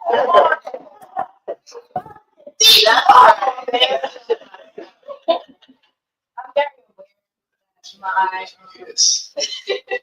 that my family has gone through like a generational curse.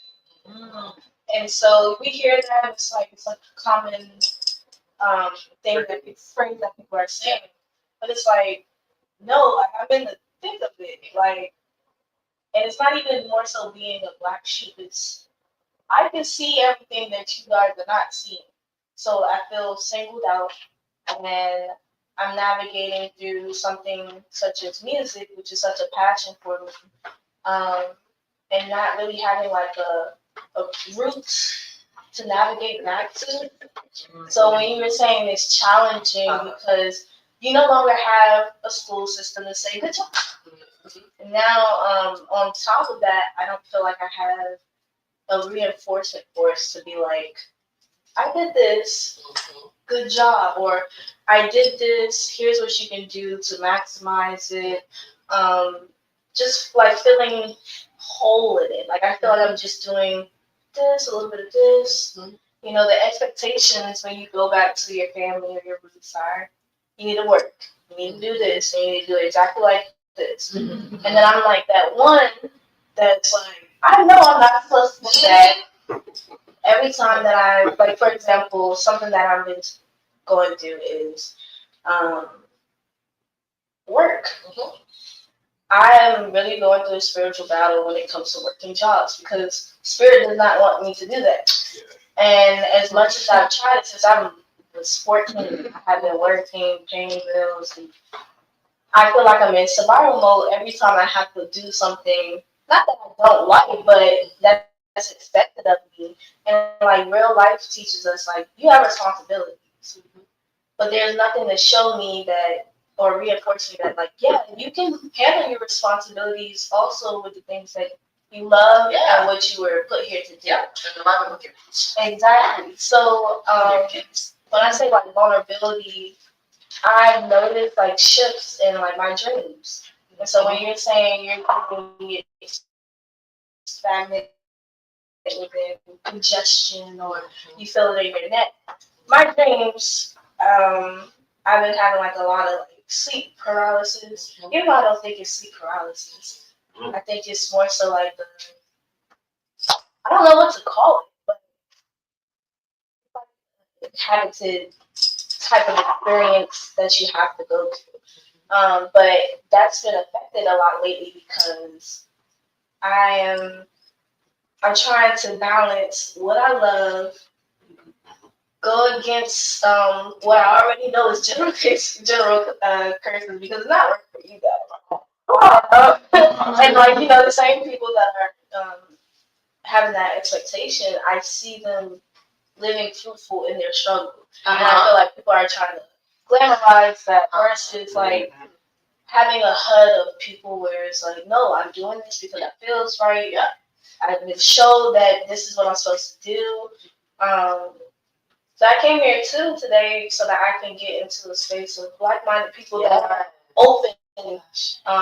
Still living that life. Breaking those curses too. When you think about it, and I've been saying it to my family a lot lately, you guys are struggling with working in the shops, with doing the things that you don't like to do. And I'm not lying about it. Put me into it.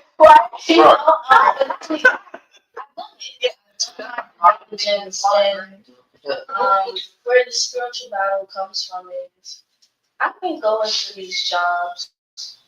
I can be silent. I could be the loudest one in the room. Doesn't matter the approach. Something always happens to where I have to get removed from the job. And it doesn't necessarily have to be me in a wrong, but it's just been like a challenge that I'm navigating through. So now I have to flip into full-blown entrepreneurship. Get to flip. I get to, and I work so hard. With that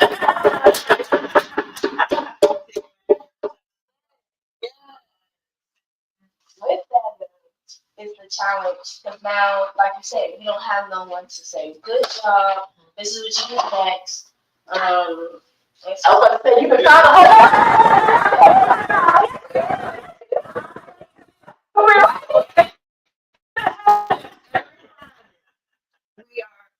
People tell me he's been there. I'm not sure if Tim is invited, but he should be there sometime soon. He's down without coming to the beach. Okay, because I know I've been talking about it like that. I didn't mean to remember I told you the link on for Friday. But generally, I don't think it usually works for your work schedule.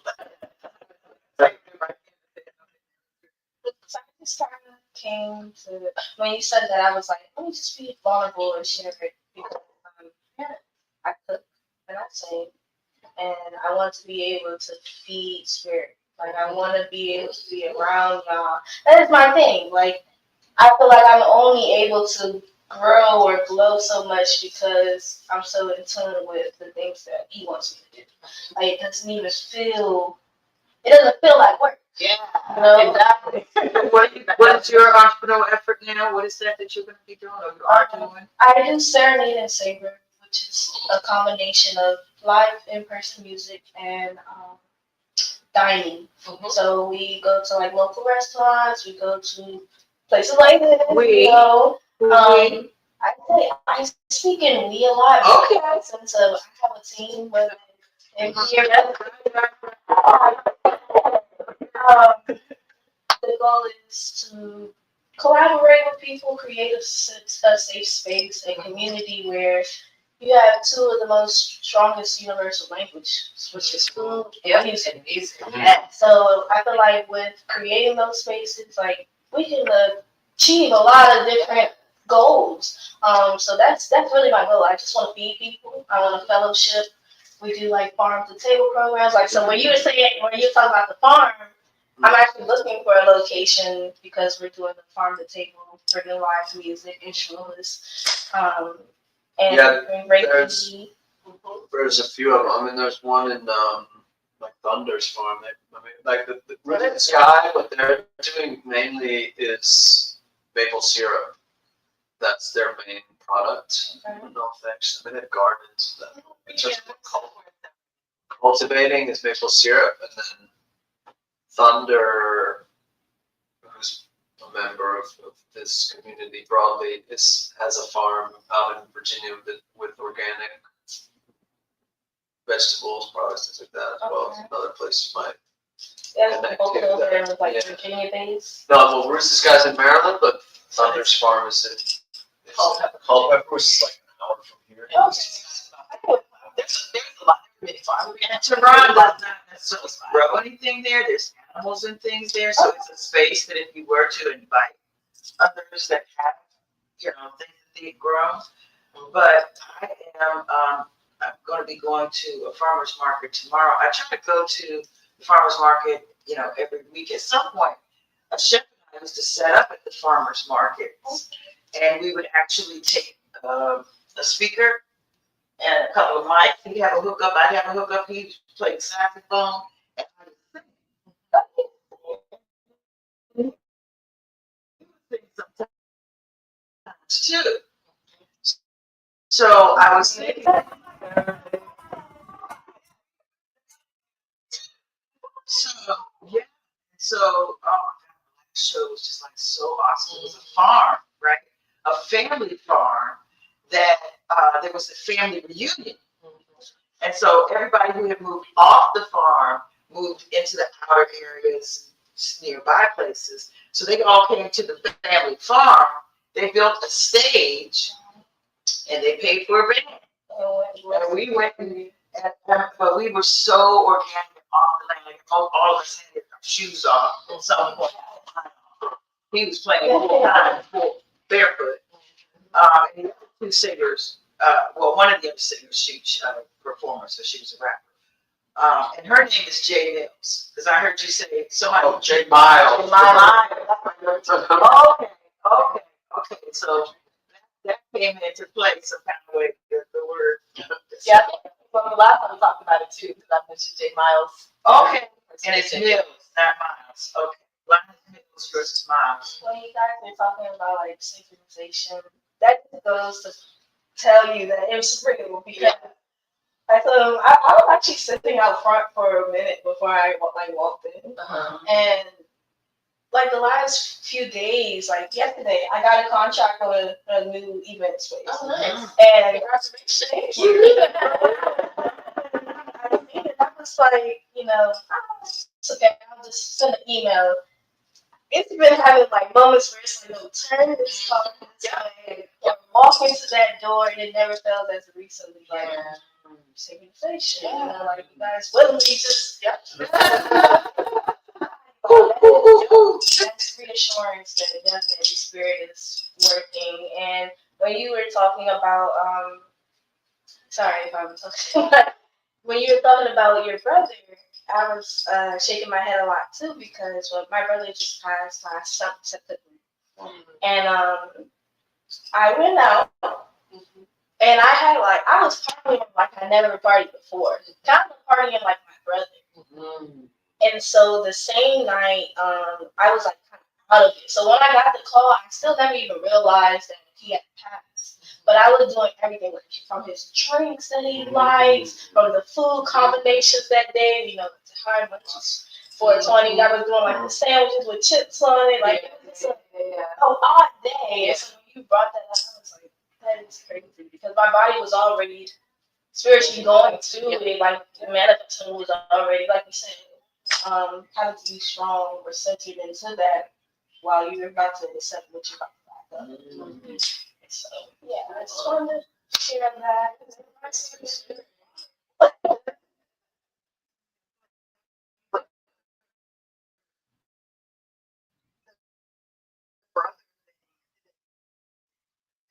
Like I said, coincidence, like, you know, just that's my baby. Like, my mother, our mother used to always tell me, she was like, you have to stop mothering. But he kind of like, over a year now, he kind of went off her. He's not talking to nobody in the family, which I don't either. But anyway, we have our own reasons right now. But speaking to me, and it was nothing, no ill words between me and him, nothing. But everybody is like, oh, he's done this and he's done that, because they're gonna talk about you whenever you're not associating in what they got going on to their things. But then I have to sit there and feeling him, because I know he's healing and I'm feeling that for him. And it's like coming out as like I get emotional for him, because they want to sit there and talk about all the things he did, but he went through, like, he was molested when he was a child. Our family didn't get him counseling, they didn't get him help. So y'all want to sit there and talk about him, but then even like not even taking into consideration, they doing that for him. So like, yeah, I kind of hit him when we talk about brothers. Yeah, so there was the passive participation at that point. They see him and his time of struggle and time of need, but how much did they contribute to the, making it a better space or place, or righting the wrong, or balancing the energies of what was being, What contributed to all the things that happened. eventually being in this way. Yeah, then finally it'd be like, oh, well, y'all are so old now, you should just get over that.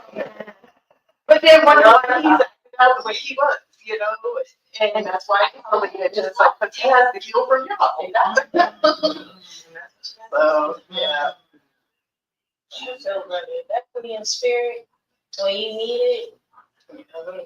It's crazy though when you talk about like family though, because the same people that will pour into what your reality is, you know, it's like a certain blindness that they turn their eyes to, and it's like, yeah, you were a part of feeding into that. And then when you have the opportunity to take the time to heal, like we can talk about it. They don't want to take it back and talk about you. And even when you take the steps, like he's probably gonna come back so healed and loved and, you know, pouring out to others, and they'll still be like, no, we only know him for that. That's not We get totalized by the outcome, by you the know. behavior, but yeah, people don't want to acknowledge and look at the precipitating factors, the contributing factors to that. I'd like to share something because, okay, so I had a brother that passed 2019, and my father passed 2018. But it's more that I want to speak to and address the molestation part, and that others seem to give a blind eye or play the part of having the blind eye, because so I recently was given a backup. So I was introduced to some people, spent some time with them and their whole family, and I felt something. I got something, and I started trying to address it, you know, because so somebody was molesting this young lady, but I was also seeing, you know, me just going back and watching things. I was also seeing it play out in other places in the family, like because they were okay with that happening, they were okay with other things happening. Meaning, so not just her being affected. So now this one wants to see naked pictures of this one, which is family, which is blood. And now this one wants to be alternative lifestyle toward, you know, towards is the person who wants to see the next pictures of this one. So like hodgepodge of healing that needed to be done. Like this whole web of, if I'm going to turn my blind eye, so now all my culture, like until now, I can just do whatever I want to do. And so, for whatever reasons that they each take on their own version of what they see of what's now, like, okay, I'm not going to, yeah, like, you know, they oppose it in words. But why are they physically not applying some healing salve? So I come in and I'm applying healing salve all over the place. I'm speaking truth. I'm a little spitfire on things, and everybody knows what I'm talking about. But at the same time, it's healing. You know, so I'm seeing them each taking their own medicine. I'm not calling nobody out. I'm speaking in terms of symbolism and saying 3, 4, 5 things at one time in my same words. That wasn't what I meant my comment to be, but I just kind of revealed how I apply my healing self. And so my daughter comes from that same place. So my daughter does a very similar thing in her helping others to heal, which is to be very protective of herself, heal that self first, and then to reach out to others, but to also put in some parameters. So now that I know that this needs to be worked on, then me and my family, we're going to allow you the space to heal. Because we need to make sure that we are grounded and rooted enough in our own space that when we do come together, that we can still help you heal instead of it being that we get infected or in some ways that we are not a positive effect only on the scenario. Because that's how my grandmother instilled in me. That's why my mom don't like me.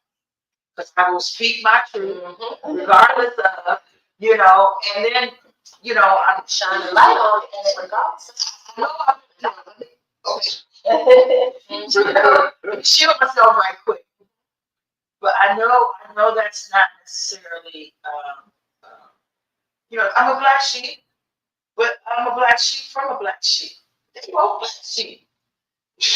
You know, they know what it is. I would like to say, how do you, to both of you guys, with stuff like that, how do you turn that level of like, really don't give a fuck? With being in the sense of being young still. Because I'm like super rooted in family, and then there was a huge shift. And now I see everything. I'm much like you. I'm very fiery with the mouth, not rude, but I speak the truth, and I'm shunned for those things.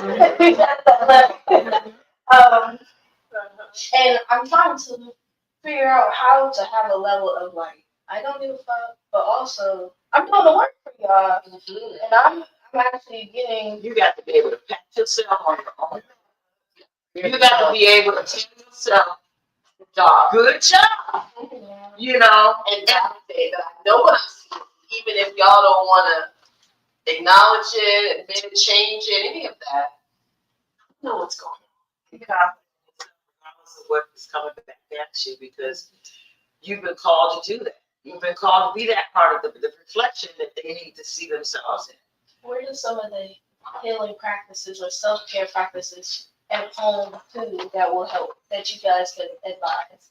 Because by the time sometimes I get home, or even when I'm in my own space, and I'm doing my altars and stuff, and I just feel so drained and very like, I'm not gonna say hopeless, because, but it kind of works close to that, because my family, and they're very as spiritual as they are. Awesome. Dark energy, and I'm trying to have a balance of don't give a fuck. Yeah. I'm also trying to heal each little piece and basically like keep myself safe enough and whole enough. But it's not about really healing them so much. It's about keeping me here. Because if I see it and I recognize it and I don't say something, later on it's gonna come back and I'm right and be in a bad space for me. Like, because I see myself that way. I should have said something. So I had to start letting it out. Now, Speaking again. yeah, not allowing it to be in me and fester, but in an appropriate way. Sometimes I have to be prepared for the backlash. Sometimes I have to recognize that they're gonna not like me. They're not gonna like what I say.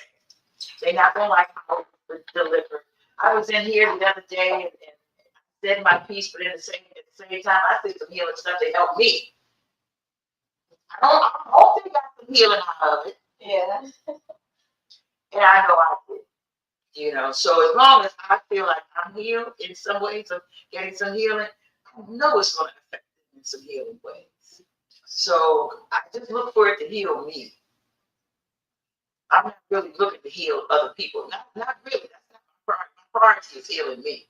Now, when I get healed, I like to tell people about how, so breathing is the best thing for me. Because chi, you get your chi from your prana. Your body is energized from your breath. So when you feel like you don't have, your body steals breath from you all the time. Like it'll make you like you you needed that breath. And then sometimes it's just so innate that you do like you know that you needed that breath. Like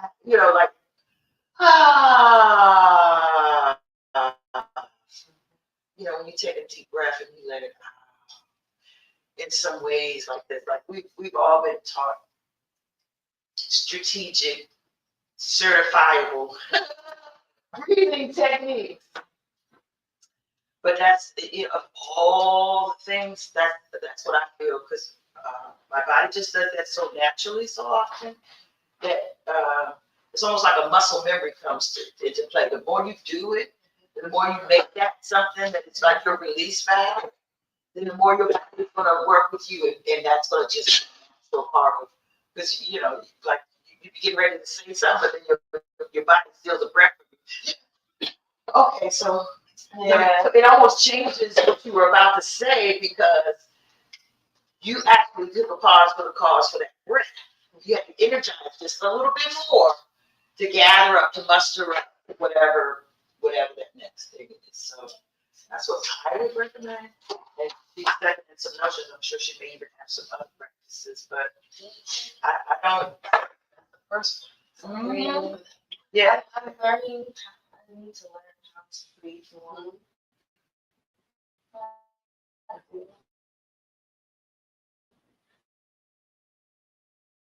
I don't think I properly keep coming. I'm trying to find the stuff outside of home. Yes. Well, I hear they do regular Zoom calls. And so, there may be, if something's going on, if you got a question, you might be able to reach out to Master Chef and say, hey, is anybody on Zoom? Or if you feel like Zooming with me, this is my topic. See who wants to jump on with us. Shoot. That part, that the other day, and we were on our Zoom call on Friday, and I felt a whole lot of, I wasn't too far, I was like 20 minutes away, but I was like, I think I need to go to the temple. And I didn't say anything to them, because I'm like, if I forecast myself, I have a hard time with following, I have to be impromptu a lot of times with things. Because if I say this is what I'm about to do, on my way there, something will say, no, you have something else that you need to stop and get some fruit, stop and get a smoothie, stop with this, or whatever. And then next thing you know, I never made it. So I don't project myself as often as I can. I try to just be impromptu. But yeah, it could be you could say, hey, are you at the temple? if so, I'm headed that way, or I'm in the area, or whatever. And that's what others do as well. I was gonna say to add to that, I mean, is what Mr. Love is sharing, definitely the reminding myself to just take that one breath, that clearing breath, so much, being intentional about that. And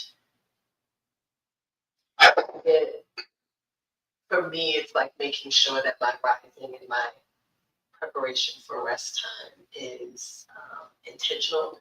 That there's rituals that I practice, not just in those times throughout the day, but also specifically in those times to recenter myself and recalibrate myself. So I do tapping, like emotional freedom technique tapping, along with breath work, yoga, just various embodied practices, but and keeping those that to myself, that time for myself to reflect on the various different conversations or experiences, relational connections that occurred throughout the day, or if I'm reflecting on the previous day or whatever it might be. But and like, what am I releasing as I'm tapping? What am I calling in? What am I cementing, integrating, aligning with?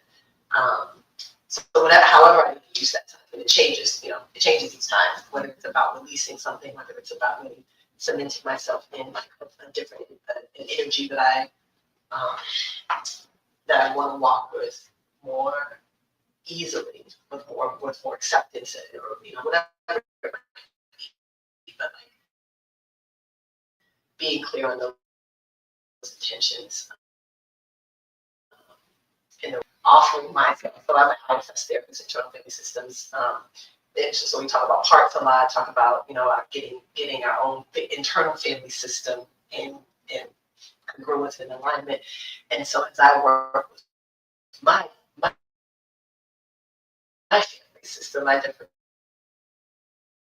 parts, more and more, I think that some people are relying, and so we're in deep work around like these days of me being able to my higher self being able to give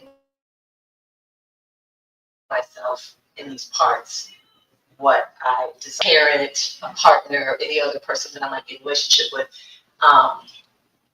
And so during that time, sitting with self, and whatever that disappointment might have been, that thing that made me angry that I might have been reflecting on from the past, conversation with my mom or something, anything, resolving in myself to, okay, now it's time for me to reparent that part, for me to provide myself with whatever that thing is that I want from someone else, or that I desire, that I feel like I need. How can I show that to myself and give myself that love, give myself that compassion, give myself that acceptance, give myself that whatever, patience, so that it becomes less destabilizing or decentering when I don't get it from my parents or from my partners or from a friend that I call in need. It's like, oh yeah, that sucks. And also, I can do the shit myself. Yeah. And then if I get it from you, great, because it's additive. It helps me, it helps pour something into me on top of what I already poured into myself. And when it's not possible, when someone doesn't have time, whatever it might be, I'm also not moved by that. Especially not as moved into like a negative state. So those are some things I think about. I'd like to do a breath work exercise with you. Okay. If all of us could, you know what the box breath is, right? You think that's a good one? What you thought? Box breath?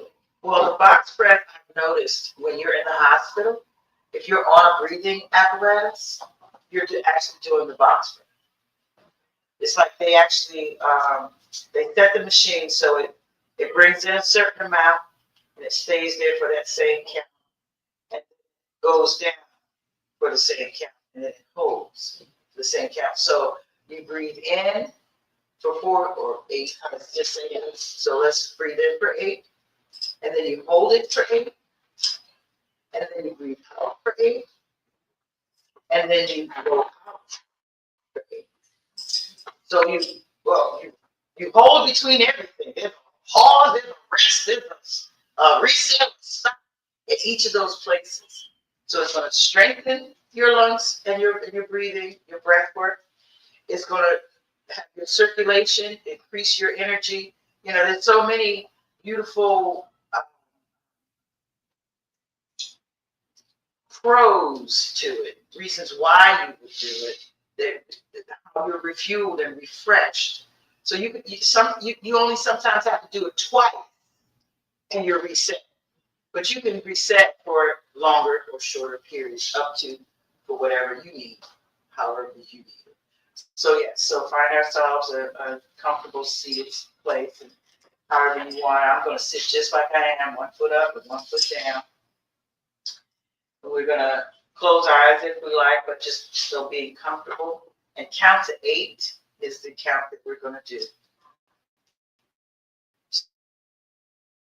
So let's all have a cleansing breath and exhale.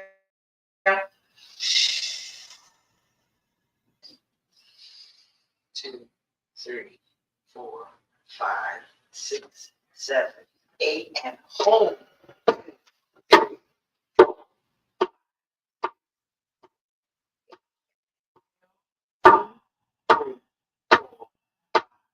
6,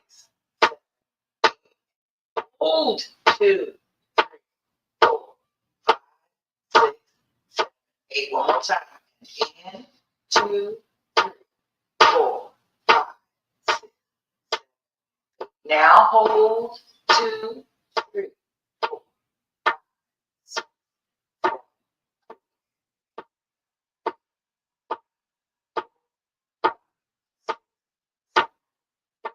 Hold your empty space.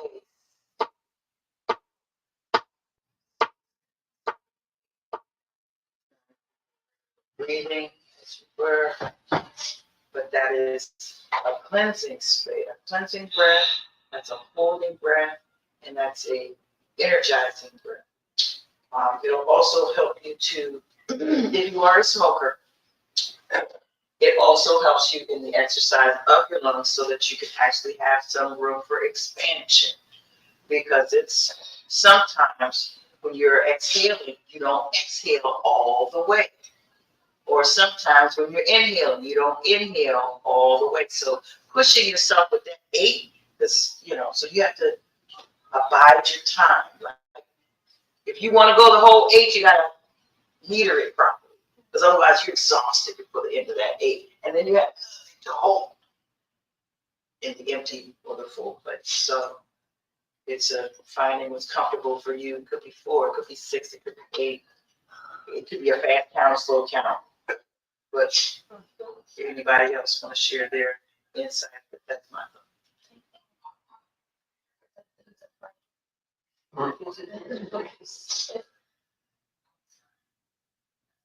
Well, would like to just add another perspective. We're going way too overshadowed about the practices for you to maintain in your environment and your household.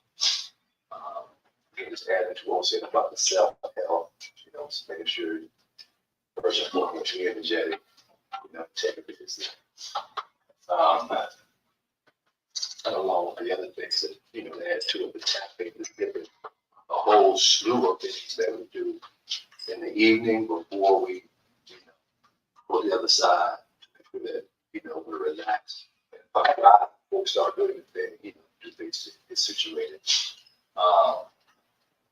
Just want to add to the importance from my personal perspective in this family. Because on the bad side of the fence, a person is, raped. Yeah.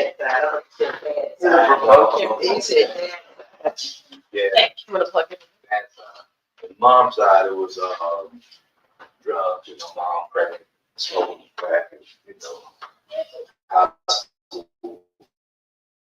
friends sucking crack, she's smoking. So it's like a lot of, Like, yeah, it's not real, you know. One not to believe and leave. So, of course, left home coming, I would say, well,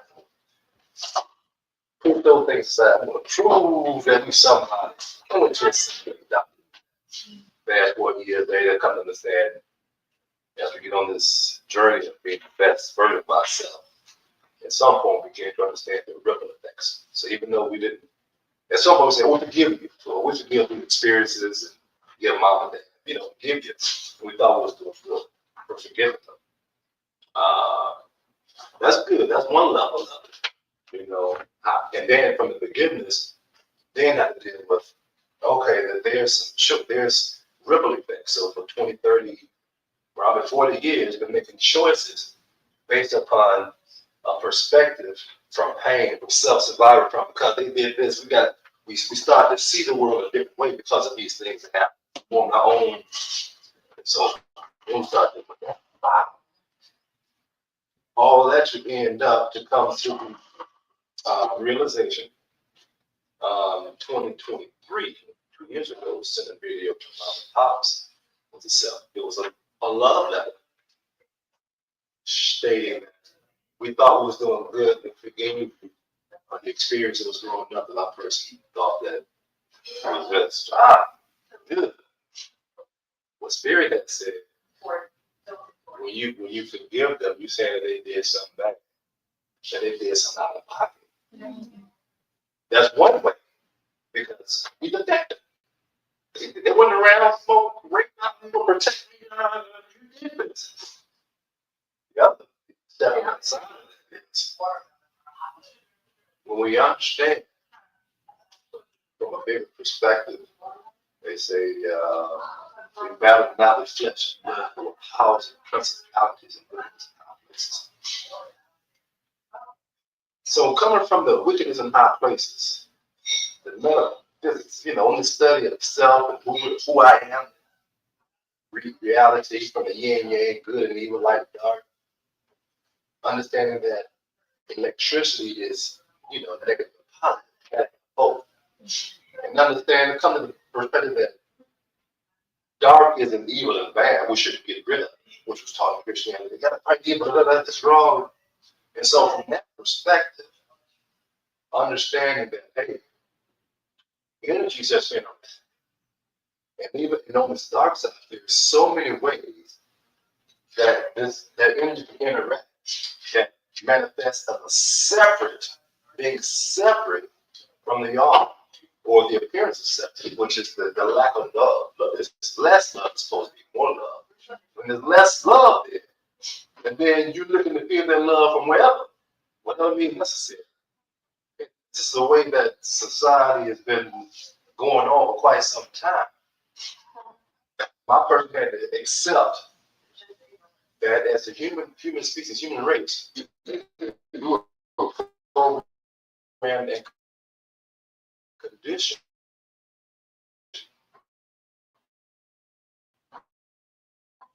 to experience, and so which is not the most what they call conscious or spiritual. It's not the most my way, because if we do something just for the pleasure of it that hurt you, if we don't realize that we're hurting ourselves, then we'll keep doing it just to get our own pleasure. And so operating out of ignorance is the way that society has been going on for quite some time. And so my person chose not to take it so personal. It was like, just because they didn't tell other people, friends, close friends, we have the same stories, to different degrees, and how it shaped us, as we got older, to go back and deal with these things. So the person said, yeah, what make you so special? If this is what we deal with, and if I deal with it, what's the bigger picture? It's just that this way energy's manifested that's not as from the lineage of the light side, but from the dark side of ignorance. And realizing that my person's parents had some stuff done to them because it was done out of ignorance. And so if they did not have the awareness, like my person had to heal and chill, shower, they ain't gonna do that stuff. So they doing what they was taught. So just putting all these things in perspective, along with bringing it in the movie. for my person, it adds to it.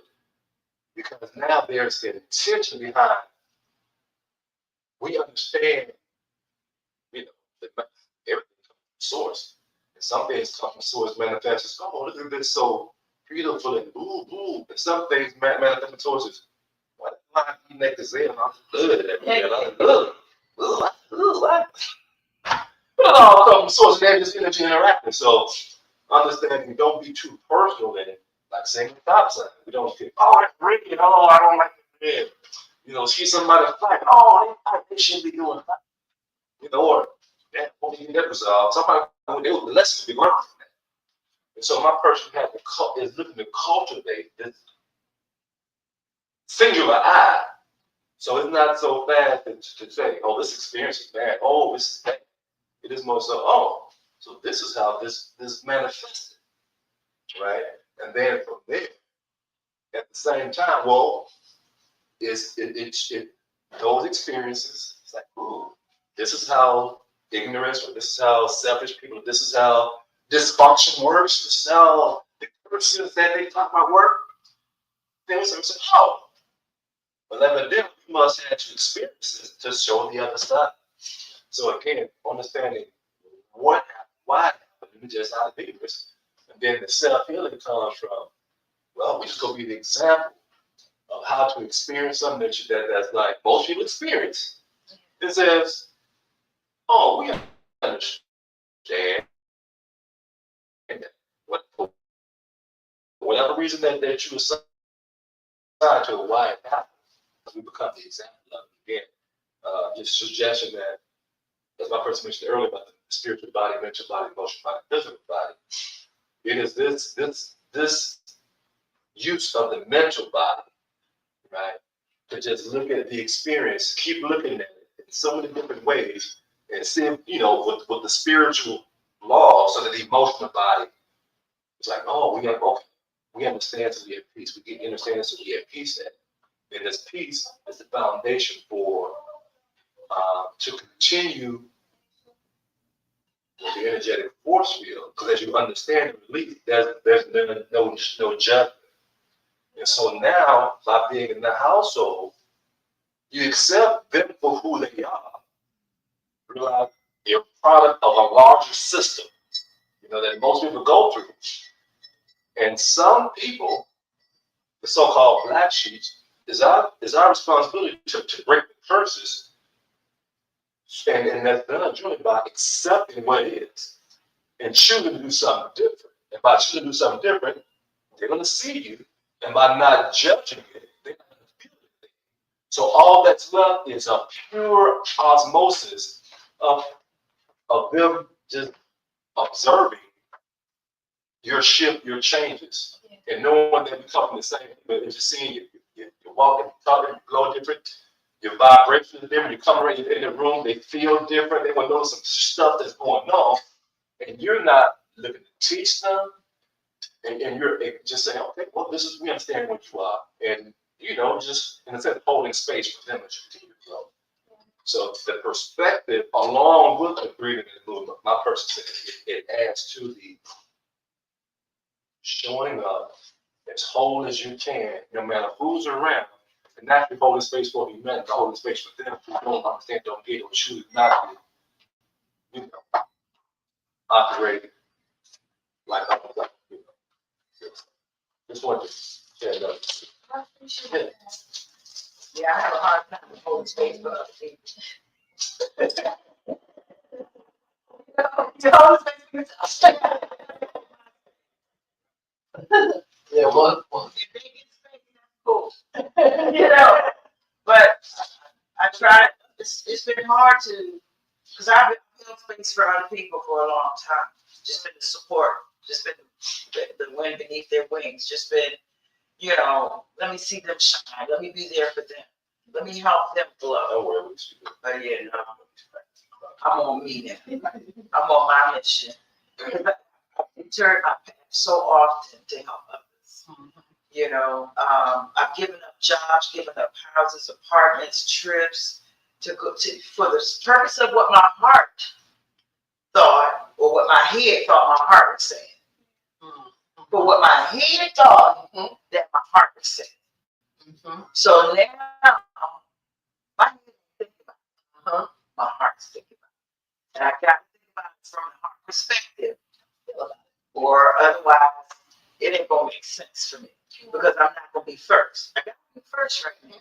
Because I've been second for so long. I'm tired of that. Sorry, I can hold space for nobody else. I'm happy if you're healed. I'm happy if I help you. I'm happy if we can synchronize and show love. I'm so happy from how I am a mother love. I love myself more than I love anybody else. Right? My daughter, and I love that I have space for them in my life. But once we're around, modeling for them, they need for them to do the same thing. right? For themselves. And my daughter does that. But Just for clarity, how my person holds space yeah, show me. is we just shared it, we want to share it again.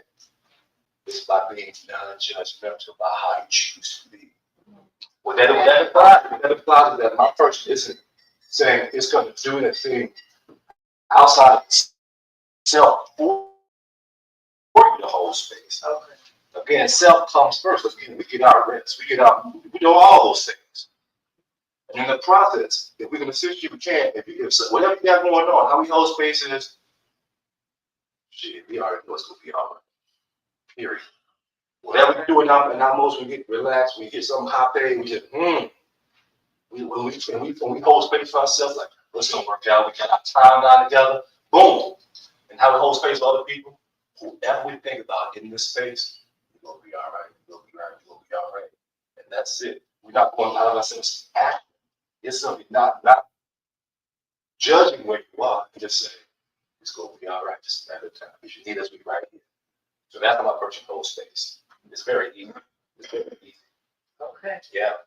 See, well, this is where we are opposed, or where we are reflections, because my space. Remember, I'm holding my space very close right now. Whereas you and your space has an expansion to it. So, I've noticed how, you as a youth, some of your experiences were,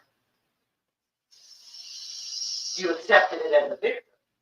Whereas me, I accepted it as a victory. Like, you come in and I got you. Like, because of how I was taught, just because my family's being outside of the box. Like we already had magic going, and if your family was doing what they were doing, they already had magic going too.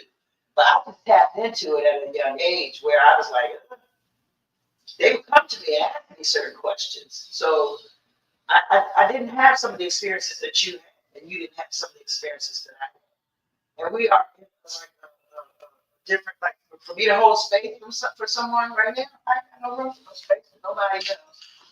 I really don't. And it's okay in my way to show how I hold space. Yeah. If you can get into the space with me, you know how the clowns all pile into the VW? Come on, you see how you ride in my vehicle, right? You got to fit in. I'm not making space for nobody no more. Sometimes people need that. I mean, that can be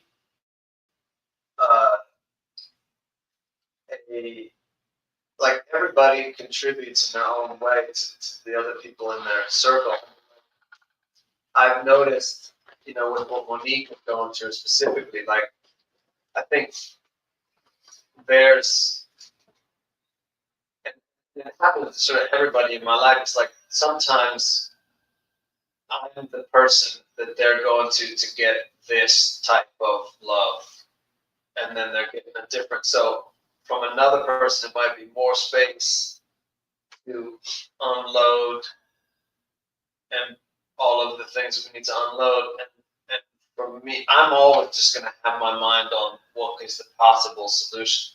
And like, that's not always what somebody wants, but if they, and I'm not, and I might effort effort to not be focused on that, but it's going to be an effort, you know, like, and so, you know, sometimes people need to like get in where they fit in, because it snaps them out of focusing on themselves or focusing on like all of their like possibilities or whatever. It's like, you know, we need structure sometimes to like snap us into like, okay, what can I achieve in this situation?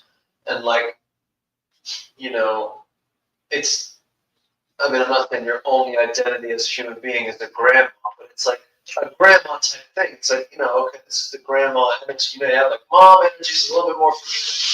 The grandma energy can be very much like, you know, like this is the way it is, you know, like it's like kind of like if you go into grandma's house and you speak right, you're gonna get the best dinner. You know, like if you go through that like little just stay in the kind of box a pie that mom can't make, or like a dinner that mom can't make, and you're only gonna get there. You know what I mean? So that's how you think of grandma. I mean, in a way, yeah, and that's not my experience with grandparents. That's more like living that through other like, friends of mine. I mean, my grandparents were not really a part of my life at all, and I mean, very, very little, you know, and they were very cool. So, like, my mom was the same age as a lot of my friends' grandparents, almost, you know. So, like, my grandparents were just before my life, but experiencing like their experiences of their grandparents, or like there was a little bit more rigidity because they're more old school, you know. But like they get benefits there from fitting into that box that they don't get if in the kind of more loosey-goosey environment at home or with their friends. Does that make sense? Yes. I think of grandmother energy in my mind for me, because I actually felt a spiritual elevation into the energy of grandness of grandmother. So, and because my daughter was raised in that spiritual, like, esoteric, metaphysical, quantum, physical way, she also gets that and understands that part. But I also I was raised by hippies. My parents were hippies, and we had a lot of hippie stuff going on, you know. Where they dressed, where they acted, the way they talked, the people they hung out with, the parties they had, the overnight weekend parties that they had. It was the whole weekend, and everybody from everywhere, Canada, Florida, wherever, you know, came and stayed over for the weekend. And it was a commune kind of thing, and everybody contributed to stuff. And so I grew up with that basis of that, and then my daughter grew up with the basis of her mom had the basis of that. So how he said he had his parents had this and that, but from another aspect of that as well, because we grew our crop in the back, you know, 2-3 feet over the top of the fence, you know. That was so it was a whole different energy that I was, you know. Marijuana, I take it now as more, it's a sacrament, you know, and I take it to get to a sacred space, and I consider it a holy herb. But that also has a lot to do with my perspective of you know, childhood was. My parents weren't like, I was a free bird. I could go all over the place as long as I called and said, "Hey, Mom, I'm here." You know, I'm stopping at the grocery store 2 or 3 o'clock in the morning because my mom says, "Don't come back in this house until you have the grocery shopping." So, but I'm like, "Well, Mom, the go-go's over at 2 o'clock." You know, a 24-hour grocery store, and you got good prices. I can really save you some money if, you know, get in and out at the grocery store. So I became creative and, you know, ways to not be in a, you got to do it my way. So I definitely don't have that energy about me as a grandmother. I gotta do it this way. Matter of fact, my daughter didn't even have it. You got to do it this way. She also is outside, like her most recent appointment of job work. Man, it's so many synchronistic things about that. Let's just leave it at that. The lineage of people who are, what did you call that, chef? Speak it.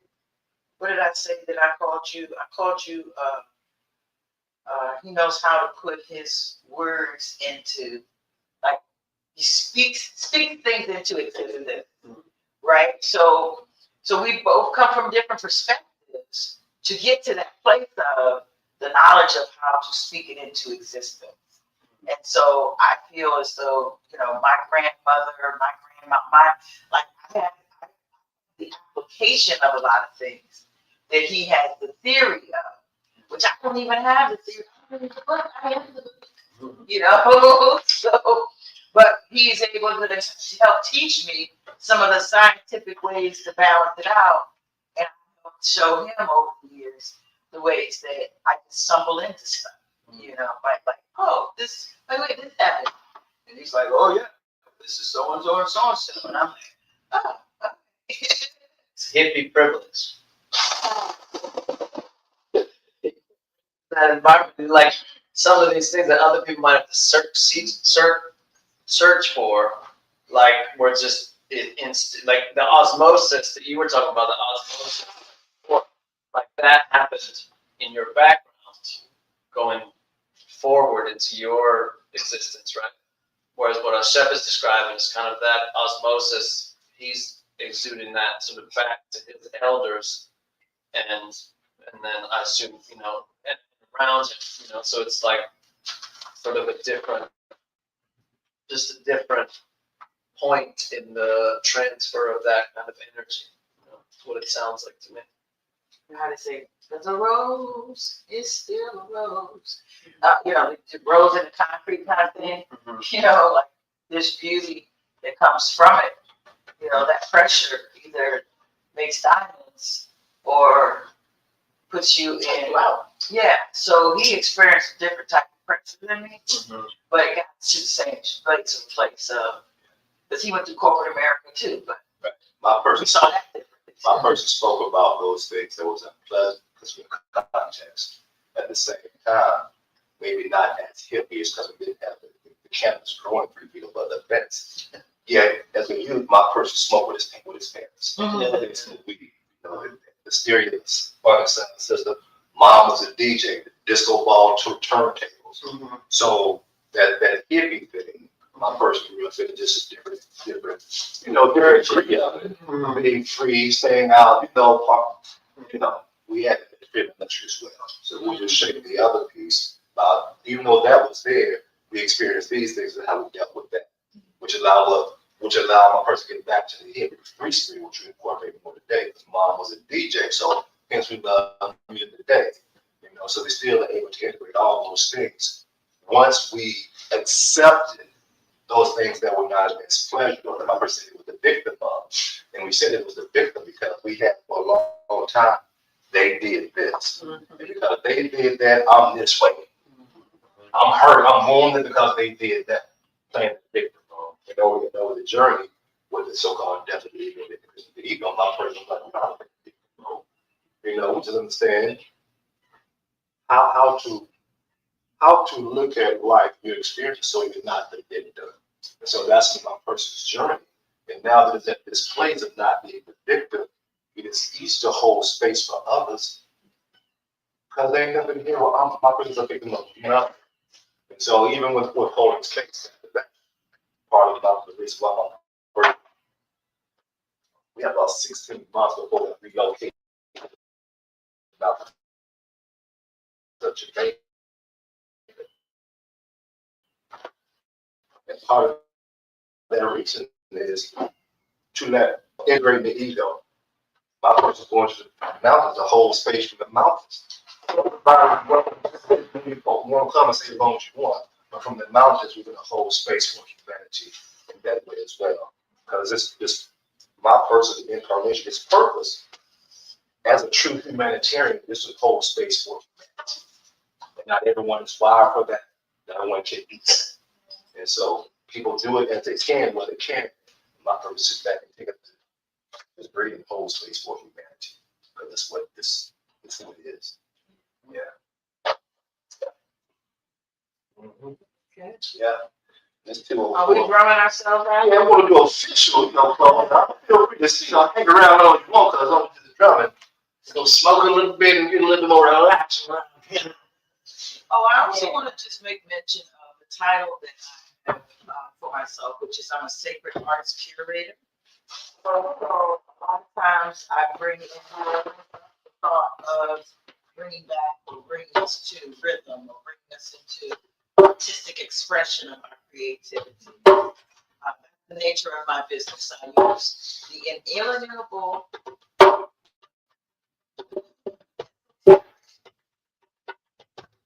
primordial law. Love plus art equals wealth. That's my business. LAW. And I use those practices for healing.